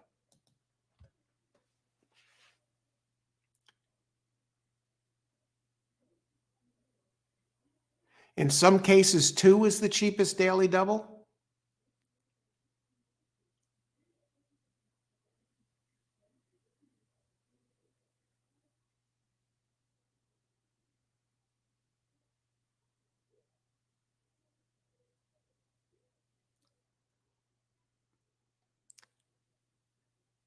In a couple of cases, 6. 2 and 6 are the ones that are taking the least money in the double. 3 comes close. 3, 3, 6, for example, and a couple of 2 and 6 are the ones that, with favorites have the lowest paying daily doubles. Now, 3 comes close a couple times. 3 with 3, for example. Like 2-1 double is 37.20. And 3-1 double is 38.80. No, 6-1 double is 38.80. 3-1 double is 59.20. I could work with these prices. Let me just look at the next race real quick.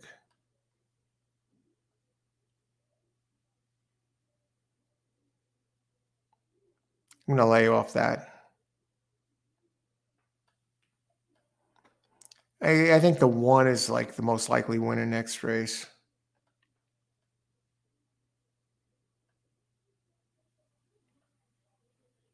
One or 3, really. Linda loves gold.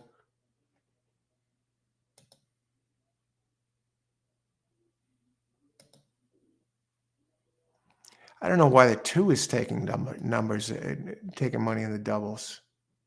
Scott Alea. 1 got it over Scott. Girl from outer space. All right, give me a double. 2.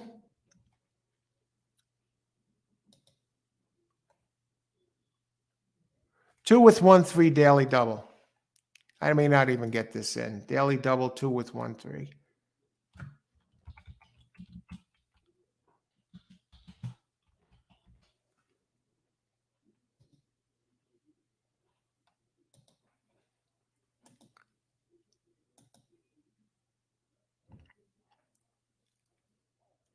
And we have Scott Christopher pouring in, 3 win plays, 4-3-1 exacta try box. Good luck, Christopher.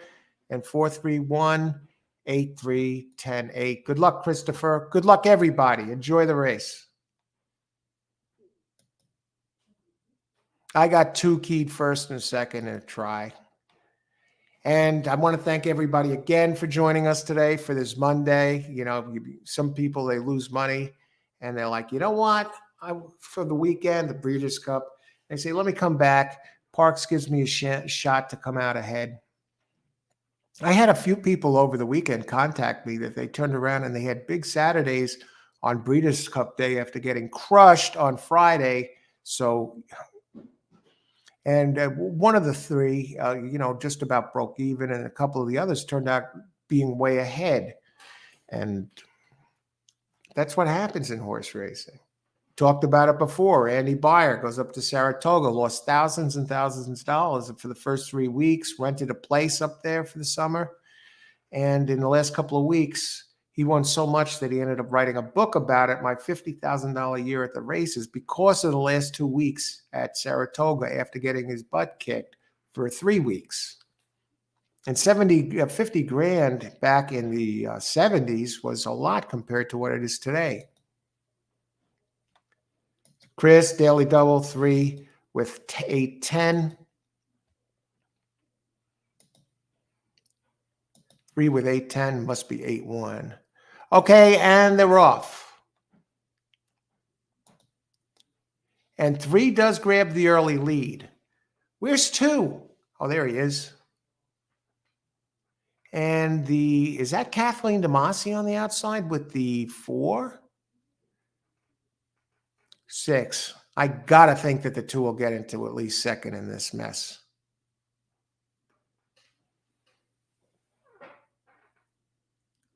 Let's see these opening fractions, folks. 1 running 4th at 10-1, 5 around, and 4. Wow. Well, we knew the 4 was going to be a late runner. Kathleen DeMasi now 9-2. But the 3 is running easy, folks, and it's bet down to 8-5.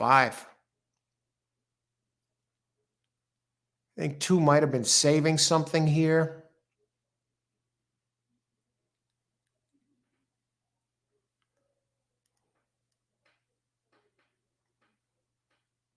To 6.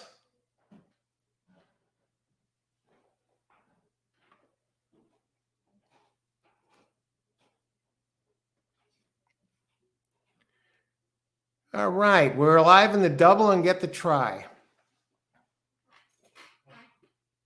Nice. All right. I think it was what, 2-4 or 2-3, 2-4. That single got the single home. Now I need 2 or 3 in the next leg. No, well, 1-3. Wait a minute. Hey, what are the odds on the 6? 9-2. Did he hang on for second, I hope?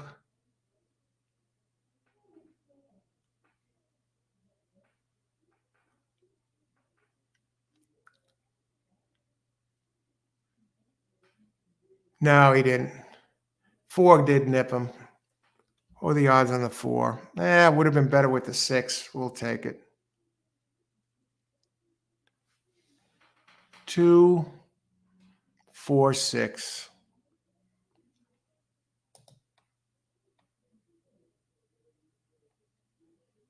All right, so I got the first leg of the double home, 2 with 1-3.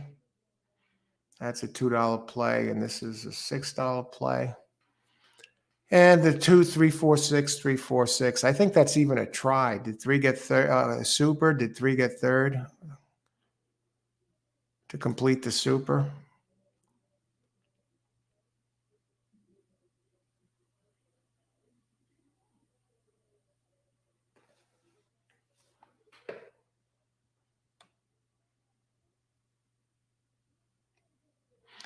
Okay, let's see. What are the finishing order? Oh, 1 slipped into 4th. All right, good. So I'm glad I didn't miss out on anything with the super. It's not going to be a big try. It's not going to be a big exacta, but really don't have the exacta. Really only have the try and the double. Total bet, $8. Invest low. High return. All right. That exacta should be...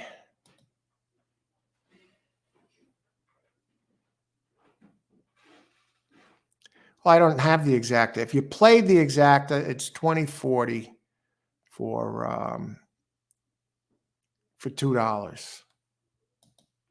Let's go back and see all the happy campers here. Not sure which are bets or which wasn't.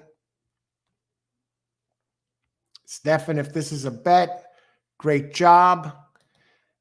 And Laloy, if that was your bet, great job. Two or one. I still got a race to go with this. That's a double. Who else? The try, got the try done. Not going to be big, but got it done. So 2 for, not bad there.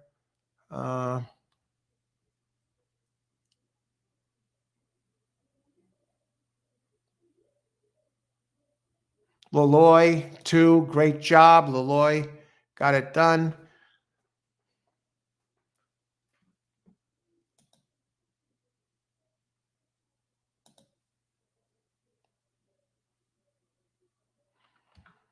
All right, so we get back 2095 on the 2095 for a $6 play. So we'll make $14.95. So actually with the change that I wasn't counting before, we're up 59 going into this. Yeah. Not even. Okay, let's see what else here.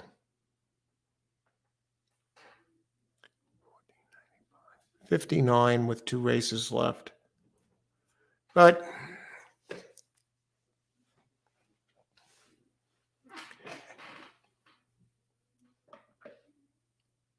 actually 57 because I still got 2 out from the double. So we'll just take the full price there. All right, who else got this thing?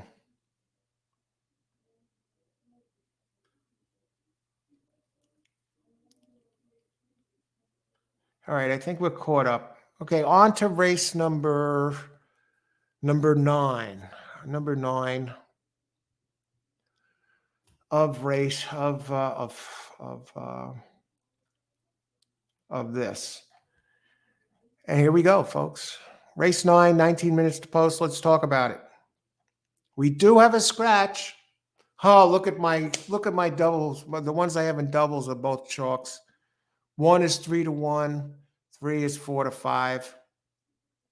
What are these freaking things paid for the double?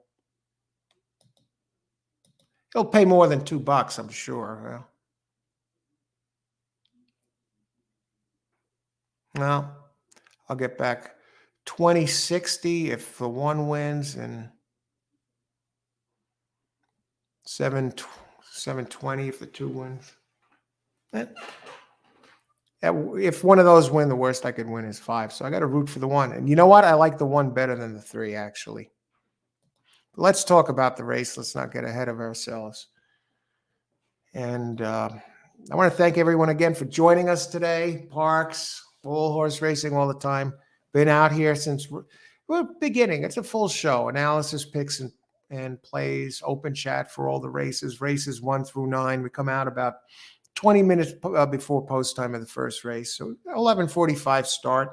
This way we can cover each race, starting with the first race properly. You don't just pop out there, when the first race starts. You need to talk about it, address it, and see everything that's going on. And what's going on in race 9? 1 mile, 70 yards, optional claiming, 16K. For fillies and mares, 3 and up, which have never won a race other than maiden, claiming, starter, or state bred, or which have never won 2 races or claiming race, 16K. 3-year-olds, 121. Older, you know the deal, 125. More physically developed, like a teenager running against a young adult.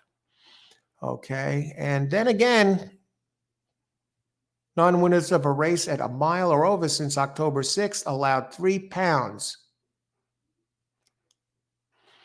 I love Girl from Outer Space in this race. 3-year-old.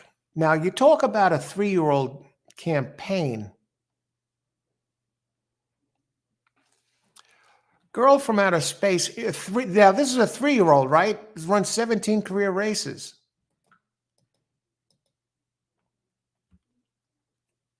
Who was the great horse that won the freaking horse of the year last year? Flightline or something? What did it have? A 6 career races or something? Horse of the year.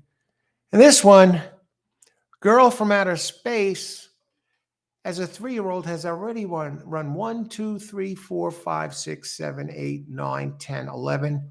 Has run a race in every single month and now keeps the streak alive.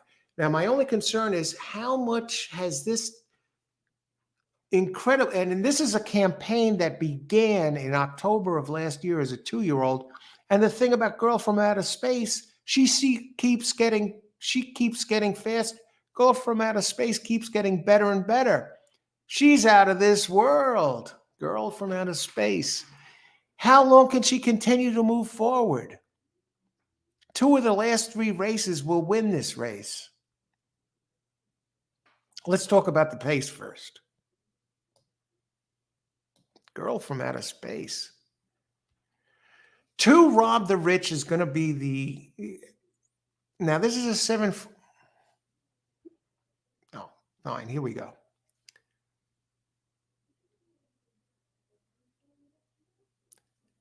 The pace is going to be Beach Days, but here's the thing with Beach Days, folks. Don't let it's been sprinting lately. That's why it has those fast fractions. When it runs longer, it slows it down a little bit. Beach Days. That's number 7. Does get the blinkers. And the other one with some speed is Clout Chaser. It's another one. I mean, Clout Chaser, the 6 might be the true speed, because at least it's run some faster fractions at a route distance. But let's go back to Girl from Outer Space. 15 races, that's the one I like best. 15 races at Parx, 4 wins, 2 seconds, and 3 thirds. So on the board, 9 of 15. At the distance on the board, 7 of 12. 12 races, 4 wins, 2 seconds, and a third. Louis Linda Jr. combined with Ruben Silvera, Girl from Outer Space. And let's bring this back a little bit further. I just want to go to 6 and 7 a second here. Let's look at these paces. Yeah, 6 is a rabbit, but it's 7 Beach Days. Beach Days has some early speed. Open 7-2, but let's.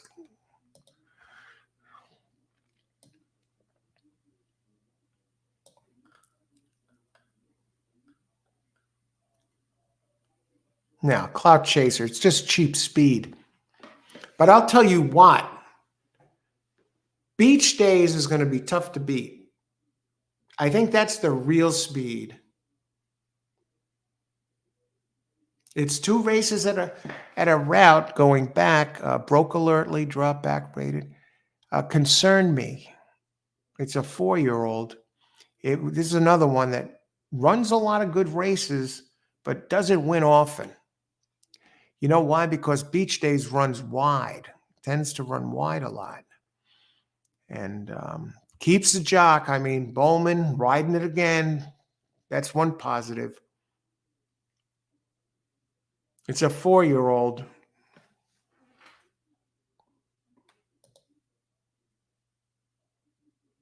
Last time this one won was in June at Monmouth.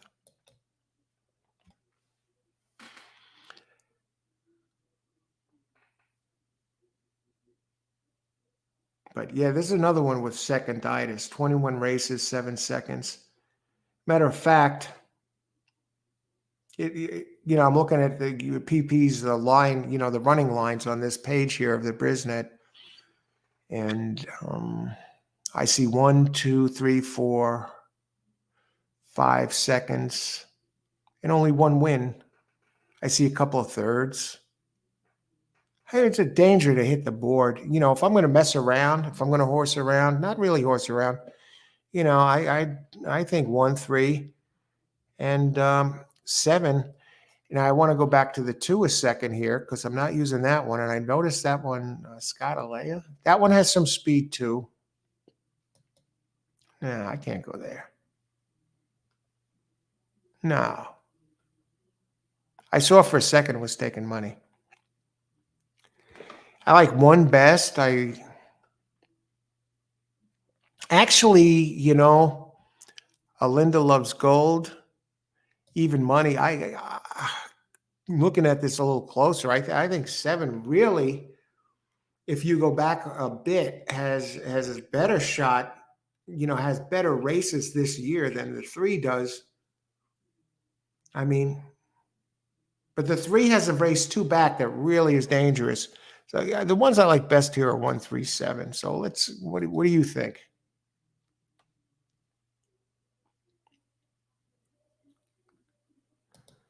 Marco Lou, I like 7 Parx Race 9. They're definitely a win contender. If anyone knocks me out of the pick, the daily double, it's going to be this one. And it's fast early too. The only thing is, there's a couple of rabbits in there that might try and throw it off its game.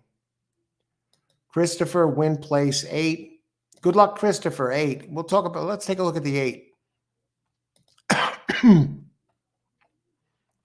Gold Medal Anna. Now this one is 5th highest Brisnet power ranking, but you got the trainer going for you. Alfredo Velasquez, 25%, and Andy Hernandez, 15%. On the board, 5 of 8 times at Parx. A win, 2 seconds, and 2/3. But impressively at the distance, 2 races, a win, no win, a second and a third. But if you slip down,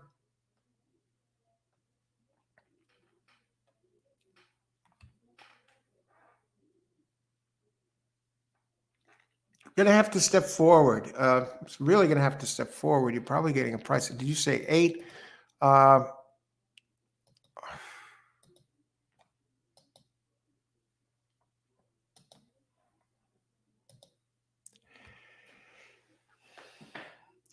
If this one can go back in time, and maybe it can, to the race in early March, when it finished second here in a stakes.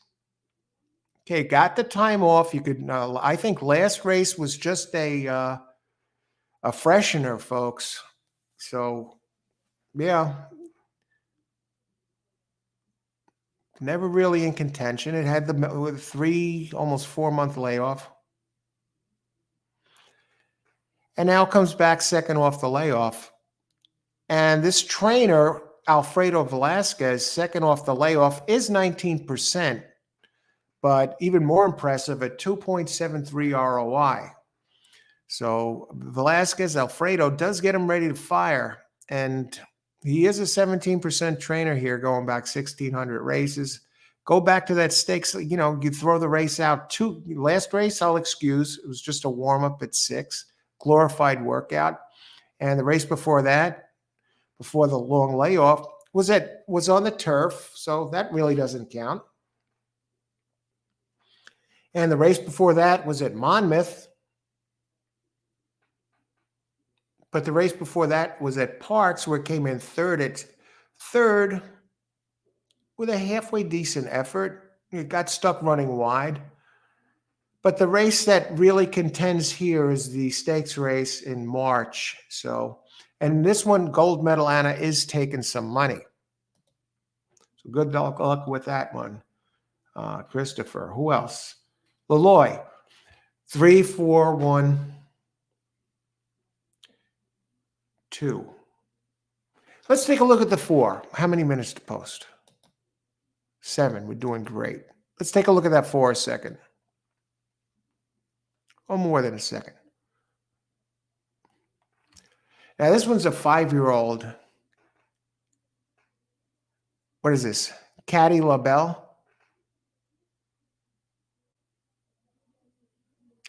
I don't like how it's run at 5 at all. As a matter of fact, I don't like how it's run since October of last year at all. But as a 4-year-old, it did have races in April, June, and September that are fast enough to win this race. I mean, it would really have to turn back time. I can't, this one's not for me. The 4, it's not for me. The trainer, Randy Allen at Parx, a 6% trainer, Only in the money 27%, 6% winner. And you know what? That covers over 1,900 races. And besides the horse being too slow or the filly being too slow, actually a mare, 5-year-old, you can maybe turn back time. I don't know. Can I find anything positive about it? Again, I'm just telling it like it is. I'm not,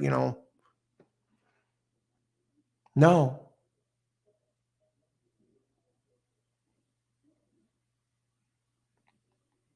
Okay. Who else? Good luck, though, with that one, Leloy. Maybe he gets in there.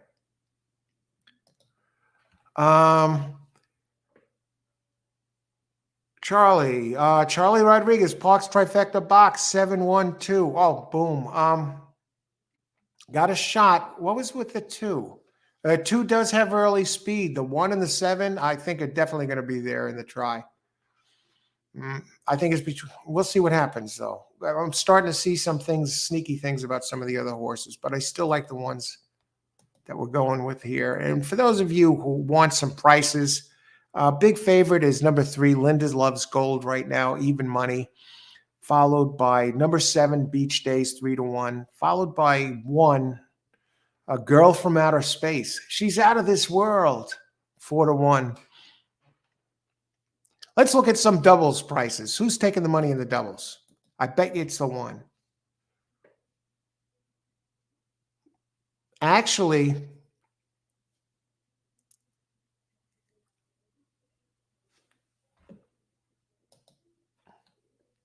no, it's the 3.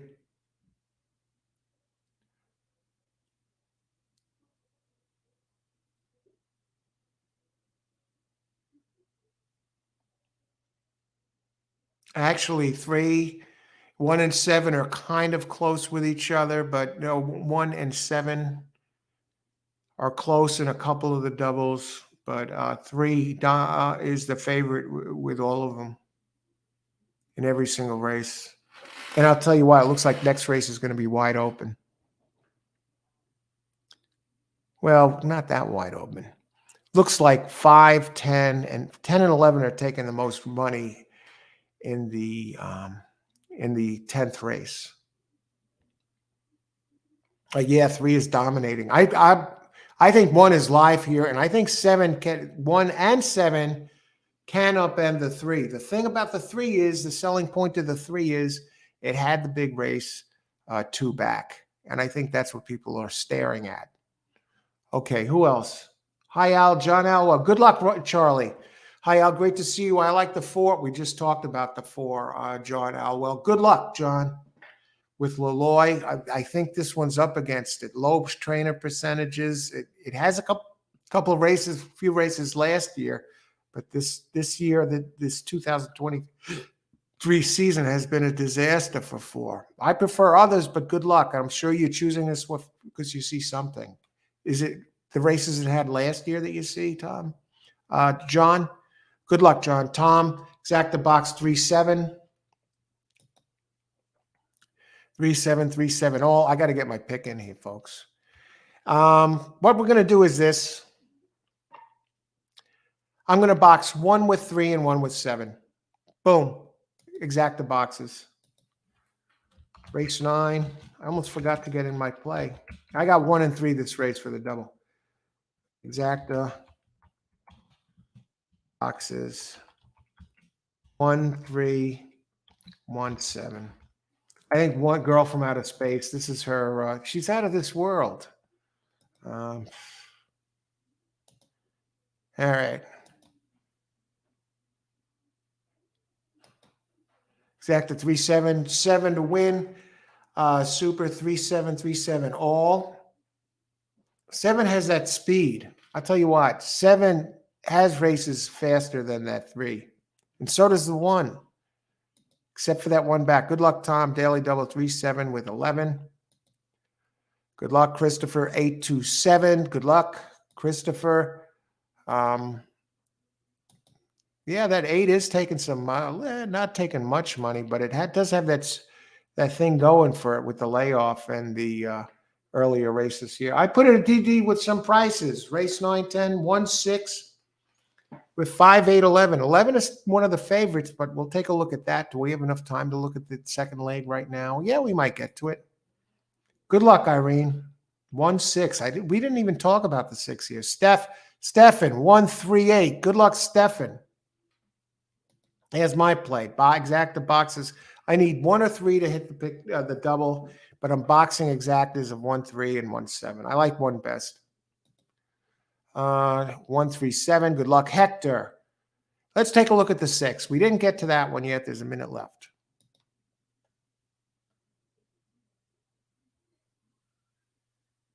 Interesting. 1 has a race this year on January 3rd, and that was a starter race for it has that Uriah St. Louis trainer who had 5% winning percentage, 2,340 races. Is getting spotted weight, but it has let's get back to the good news. It has a route race on January 3rd. If they can turn back the clocks, do you remember to turn back your clocks? Turn back the clock to January 3rd. A repeat of that race wins today. Likely win. Has a chance to win. Got to go back to that race. Got to dig into the archives, Irene. But the 1 I think you're pretty good with. The board doesn't say so. 5 to 1. Who else? Okay, I think we got everybody here. Good luck, everybody. Enjoy the race. I think we're going to have some speeds. I think 2. The one thing that hurts the 7 is the 6, and the 7 is the 2, and the 6 could be rabbits and screw it up for the 7. But we'll see, and that kind of opens it up for some of the other ones that some of you like in here, like the 4, the 6, or the 8. So there is speed in here. So we might have some bombs here, and I think some of you are picking up on that. So good luck, everybody. Race 9, 0 minutes to post. Start of the late daily double. We still have a race left after this, so don't panic. Don't run to the ATM machine if things don't go quite right. We still have races ahead. Okay, I kind of expect 6 to the front, but we'll see. 6 or 7, maybe 2. 6 would be the rabbit. I mean, that one. And 6 is a gray horse. I thought it was a gray horse. It's not. But 7 does go to the front. And 8 showing some speed. And now 6 is going. I expected more speed from the 6. The 2, no surprise. 8 is right there. 8. That's actually the 1, not the 2. What happened to the 2? Oh, the 2 is leading. Girl from outer space, folks.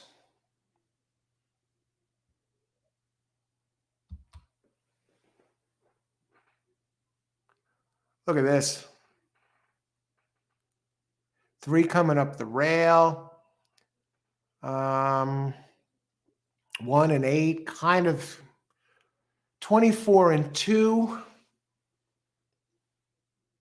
2 is leading the pack at 23 to 1. Now, what I'd like to know is why the 6 and the 7 didn't show any speed. Was the 7 trying to hold something back? Now 1's starting to come, 8's starting to come, 7's starting to make its move. 8 between horses. 1 girl from outer space. 7 running wide on the turn. What is going on that wide turn? I got to think the 1's going to make up ground on this 7.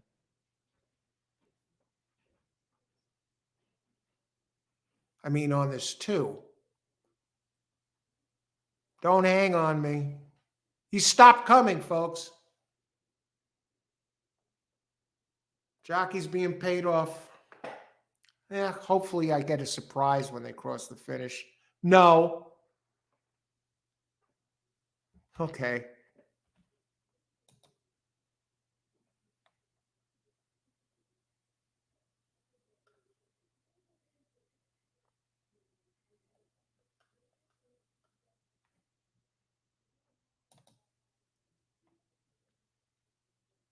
All right.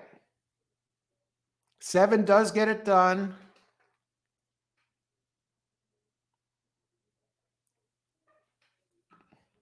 I think 2 got second here.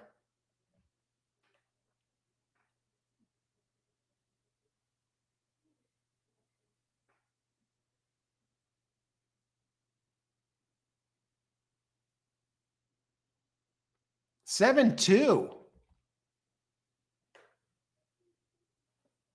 That's going to be a good one. And we got a photo for third.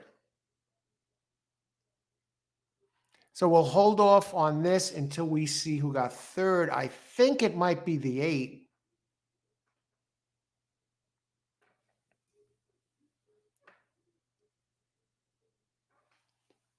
Girl from outer space, man.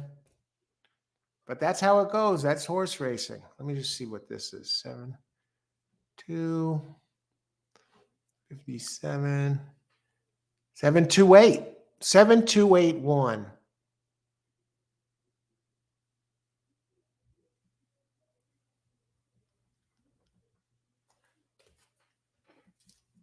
All right, let's go back. Now the 7-2 exacta is going to pay 93.60, and it should be a good try with the 8 third. I'll tell you what, you got to wonder if the one jockey was being paid off there, Ruben Silvera. Jeez.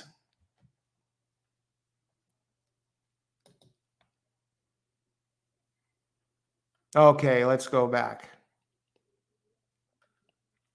See who has this here. Okay, we're scrolling back. Let's see all the happy campers. I know some of you had this, some of these horses in here. I know a lot of people had the 7. Charlie, oh geez, you did have the 7 and the 2, and it's 1 should have been there, but not really. 721. Who else? Christopher, 827, exacta try box. Great job, Christopher. You got it. Tremendous hit. Congratulations, brother. 827. Finishing order was 728. Who else? Irene Bertoni. Okay, 9, 10, 1, 6. The 6 went there. Stefan, you had the 1, the 3, and the 8. The 3 didn't show up at all.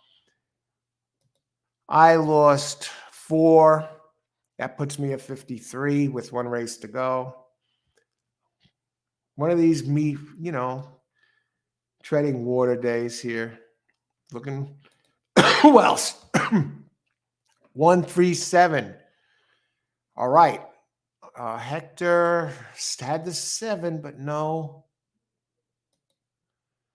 The 6 was Perloff's long shot pick for some of the reasons you mentioned, and he also likes the apprentice jock. Okay, thanks for the update there, Irene. Watch 8 close. Stefan did slip into third there, Stefan. And we did talk about the 8 there. And yeah, left the 3 off. 3 smelled from high heaven. Jeez, yeah.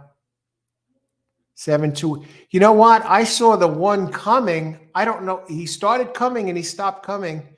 That's one of these strange finishes there where it really didn't make much sense. And it's not because I didn't hit the exacta. It's because it just looked very strange that he would start making up ground and suddenly almost put on the brakes. But especially if you see the numbers and the things that I'm looking at, that horse definitely had what it took not only to win the race, but at least make a move at that point in the race. Got both the exacta and the try. You did, Marco? Let me go back. You have an exacta try here? I like the 7.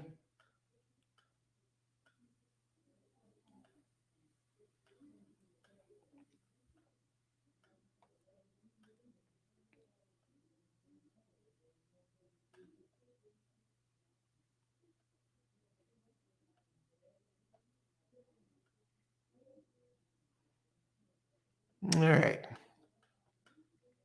I like the 7 at Parx, Marco. Exacta. Who else? 7. So you did end up with a try. I don't see it there, but if you got it, great job, Marco. Okay, seven. I had seven. All of these are after the race. So,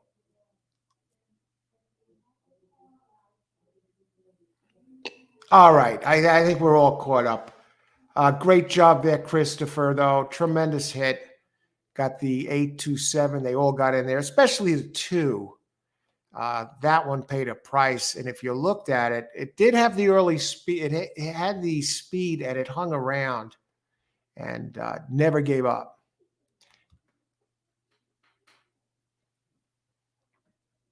And seven never showed its speed, but you know what? It did a great job by the rider on the seven, Bowman, getting there. Okay, on to race 10. What are we going to do with this?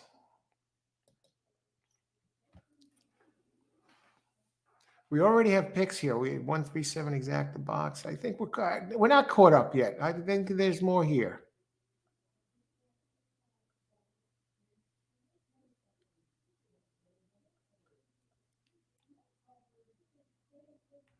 Who else? I want to see Iron, the Apprentice Jock. I think we got everyone covered there. Okay, I'm going to show 18 minutes to post. You prices. Let me give you some prices here. Race 9. Okay. 7-2, 93.60, 50-cent try, 149.30. And the 8 did get third. I don't know what happened to the 1, Girl from Outer Space. I'm just puzzled by the finish by the jock. And I had plenty of horse, but that's how it goes. Let's see. You know, I'd be saying that if I won and I saw that happen.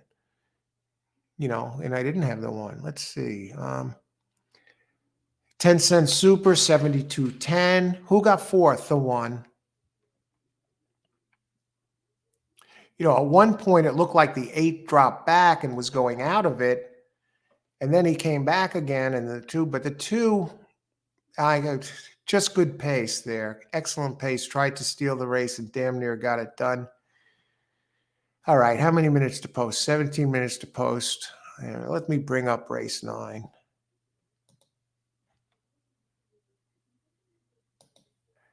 Race 10. It's the finale, folks.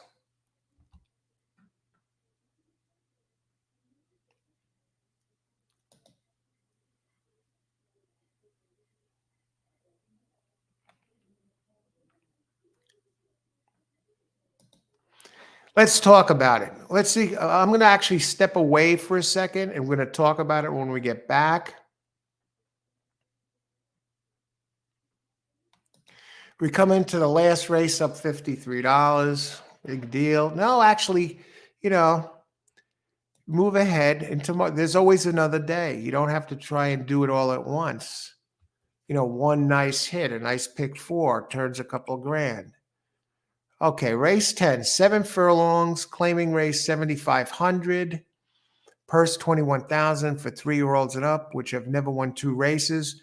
3-year-olds 121. You know the deal, folks. Older 125.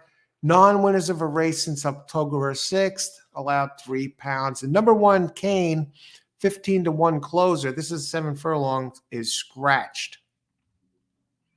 Okay, and I'm going to have to step away for a couple minutes, and we will be back and look further at this race, the finale at Parx.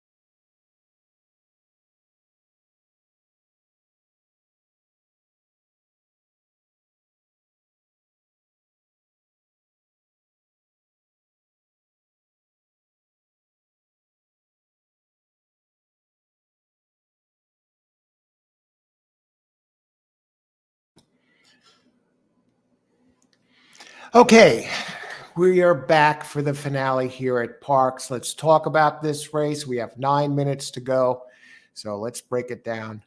Last race, we got the scratch, 7 furlongs, 7,500 claimers. These are unpredictable horses. When you get claimers in here like this, just about anything can go. They're inconsistent. Some show up, some don't. 10 and 11 were taking all the money in the doubles. But here, if you look at this board, it is wide open. We got a lot of horses here, 9-2, 7-1, 7-2, 5-1, 6-1, 8-1, 7-1. One of the 8-1 openers is now on the board at 28-1. Who's taking the money in the pools? Let's look at it that way. The pools are pretty spread out, folks. You know what that says? Wide open. Doubles, the ones that are paying the least. And really all the pools are the 10 and 11 as expected. In one case, the 5 has taken some interesting money. And that one's on the board at 8-2. So first thing first, we'll look at the pace. And double payouts are not exceptionally high with the favorites, but we'll see. Maybe we're going to have some fun with this race. We're up for the day. Maybe we'll, spread it out a little bit, throw a few bucks in there, have some fun.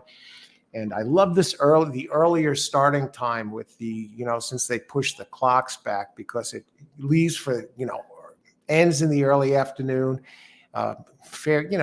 later afternoon, but leaves the whole night open. And so let's get going here. Early pace here. Number 8, Steerage.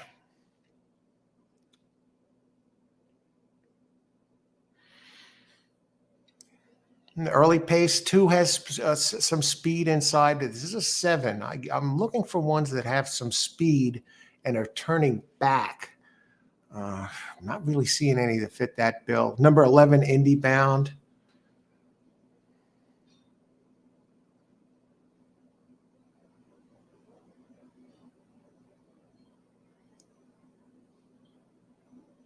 The Steerage is the one that likes to usually go to the front. That's number 8. So that's the pace scenario. Let's see what the odds are on Steerage right now. 8, open 5-1, currently 3-1. Okay, so now we're going to talk about the horses and the ones that I like. Okay, let me bring these up. One scratched, of course. Wow, these are inconsistent entries.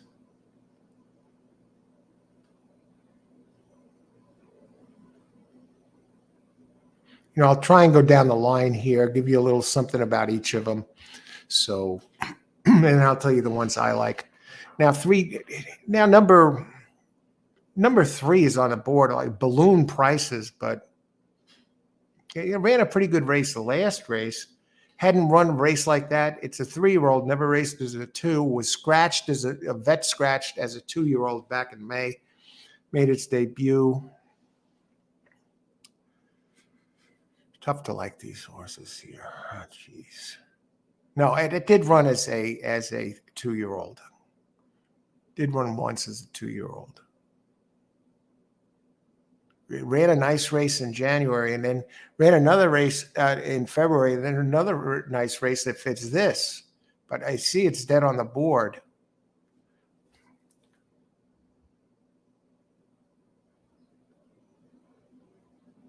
Now, that's number 2 I'm talking about. Bullets and Boys I don't like. Bookmarker 4. Robert Moscow is a solid trainer. Probably one to use underneath if you want to spread it out. Omerta Code. Oh, we got the mob here. Now, this one usually likes to run longer, but it does have some sprint races at Santa Anita and Del Mar that can win this. So that's definitely a win contender here, and it's moving in the right direction for Jose Arce. Luis Rivera. Arce, 8% at Parx and 330 starts. Tough workout, 6. If you throw the last race out, this one's right there, really. For Scott Lake.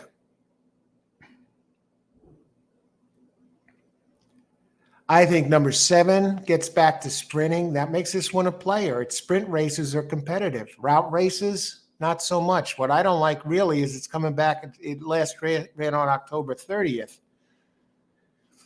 And the trainer bringing them back under 11 days is 8%. That's Ernesto Padilla Presido. So if you're going to do something with a spread, that's better off underneath.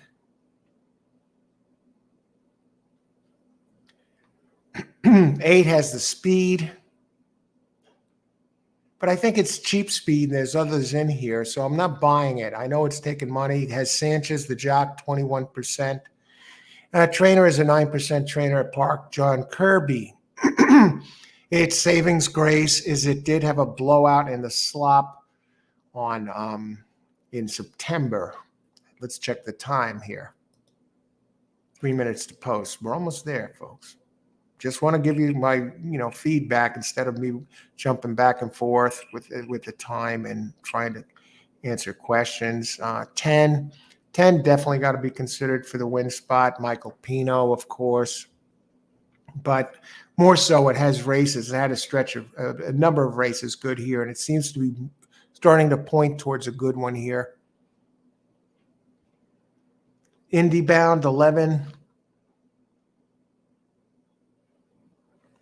I go back to the pace figures.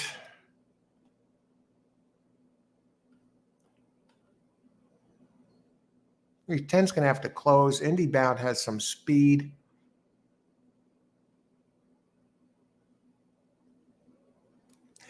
It's as wide open as it looks. Let's just look at some prices here and see. That's how I'm going to play this.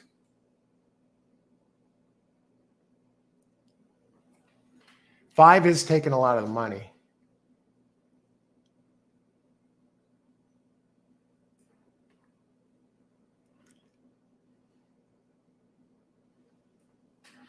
Okay.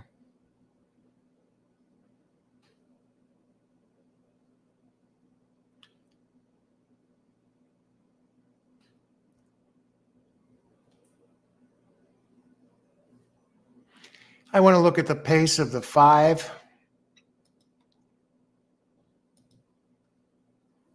This router here does have a race at the distance, and no.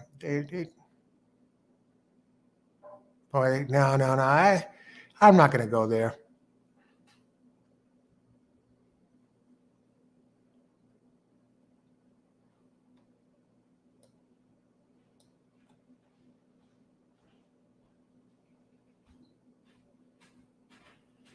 What happened to this one? Scott Lake, the last race.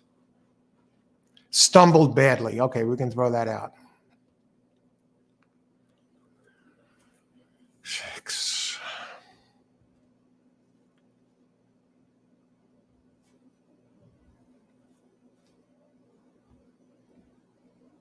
You're back to the pace. Just about there. I see 6, 10, and 11 are the main win contenders here.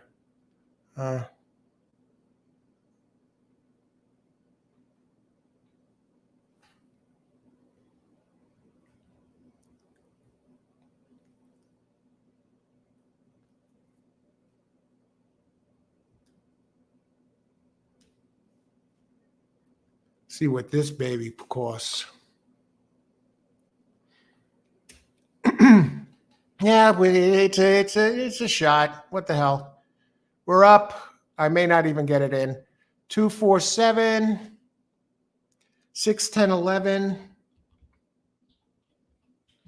over 2, 4, 6.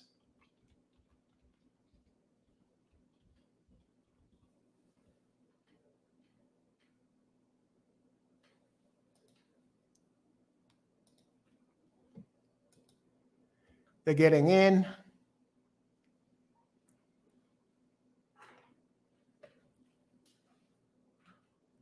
And it's the finale here, folks. 8, win place. 8, 10, 3, exact try box. Good luck, Christopher. Showing the race. I can't show it, Govender.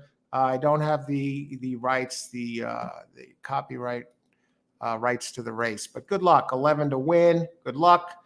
Tom, Charlie, trifecta, 10-5-2. Good luck. Osvaldo, good luck. Stefan, 8, 10, 11, 12 box. Good luck. Hail Mary to the end. Win on the 9, Marco. Easy Weaver. Hi, Easy Weaver. Good luck. Let me know who wins Zia. If anyone has Zia, good luck.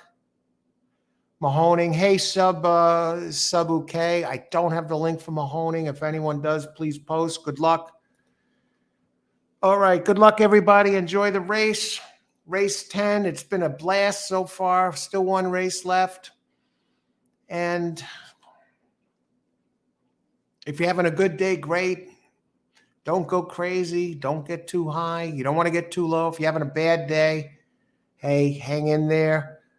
And 12 looks like it took a bit of a stumble. And they're off.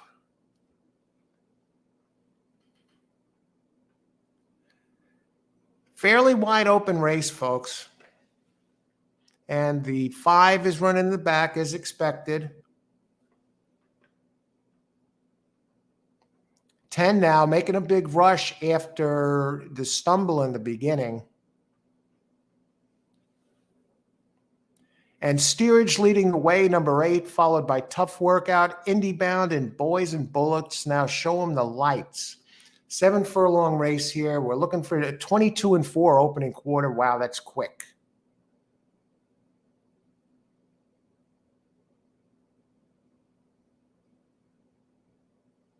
And they hit into the far turn. 3 coming up the rail at a price, 30 to 1.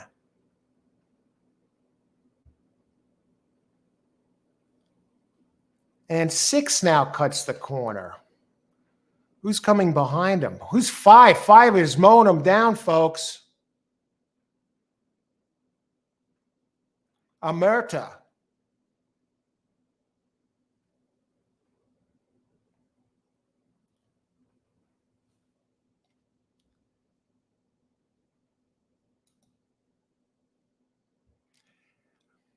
I'm right there. If I get that 5 out of there, I'm in. But 6, 7, geez. We gave it a whirl. 13 to 1 second. 6, 7, 2. Had them all. Thrilling race.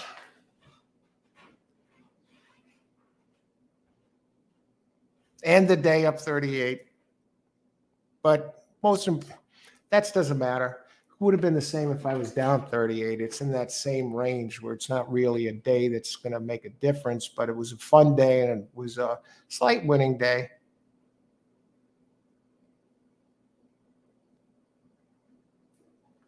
Order a pizza later, maybe. All right, 5, 6. That's 4 to 1 over 13 to 1. Let's see who had this. Wow, that 5 really came on strong. 5, 6. That's 130-40 exacta, folks. For 135, 6, 130-40, 64. 64 to 1 exacta. Let's see. Hopefully somebody had this. Let's go back.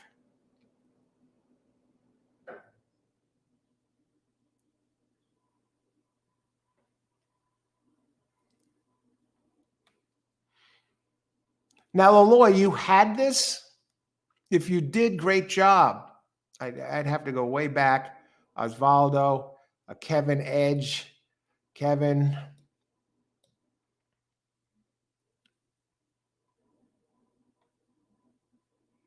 You had the 5 in there, Charlie. Okay.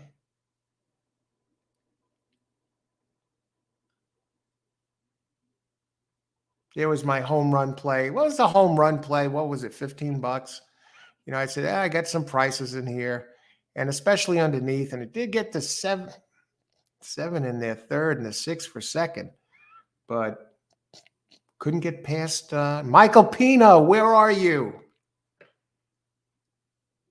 Ice water in the veins. Lose the race. I'm still smiling. You know, you couldn't tell if I won or lost, really. Ice water in the veins. Don't want to get too emotional when you play the races. Sometimes, seriously, you think I'm joking. I'm not. If some of you think I'm joking, maybe the newcomers or whatever, I'm not. You want to be on an even keel when you're playing. You can get hurt if you get not only too high, too low, but too high. Too low, you start chasing money. Who else? I'm looking for these. Who else has this? 5 Emerta code to win. Great call, Eloy. There you go. And I think I'm looking for your pick 3 back there, but it could be a mile back. There's a ton of chat here. I want to thank everyone for joining us today on this Monday. Happy Monday, everybody. Hope you all have a great start to the week. Beginning with today and then enjoying this evening. I'm not playing the races tonight. I mean, I've had enough today. There's always another race. There's always tomorrow.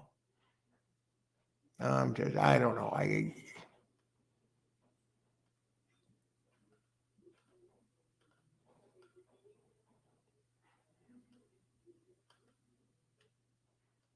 Okay, I don't see anything else. I did scroll back.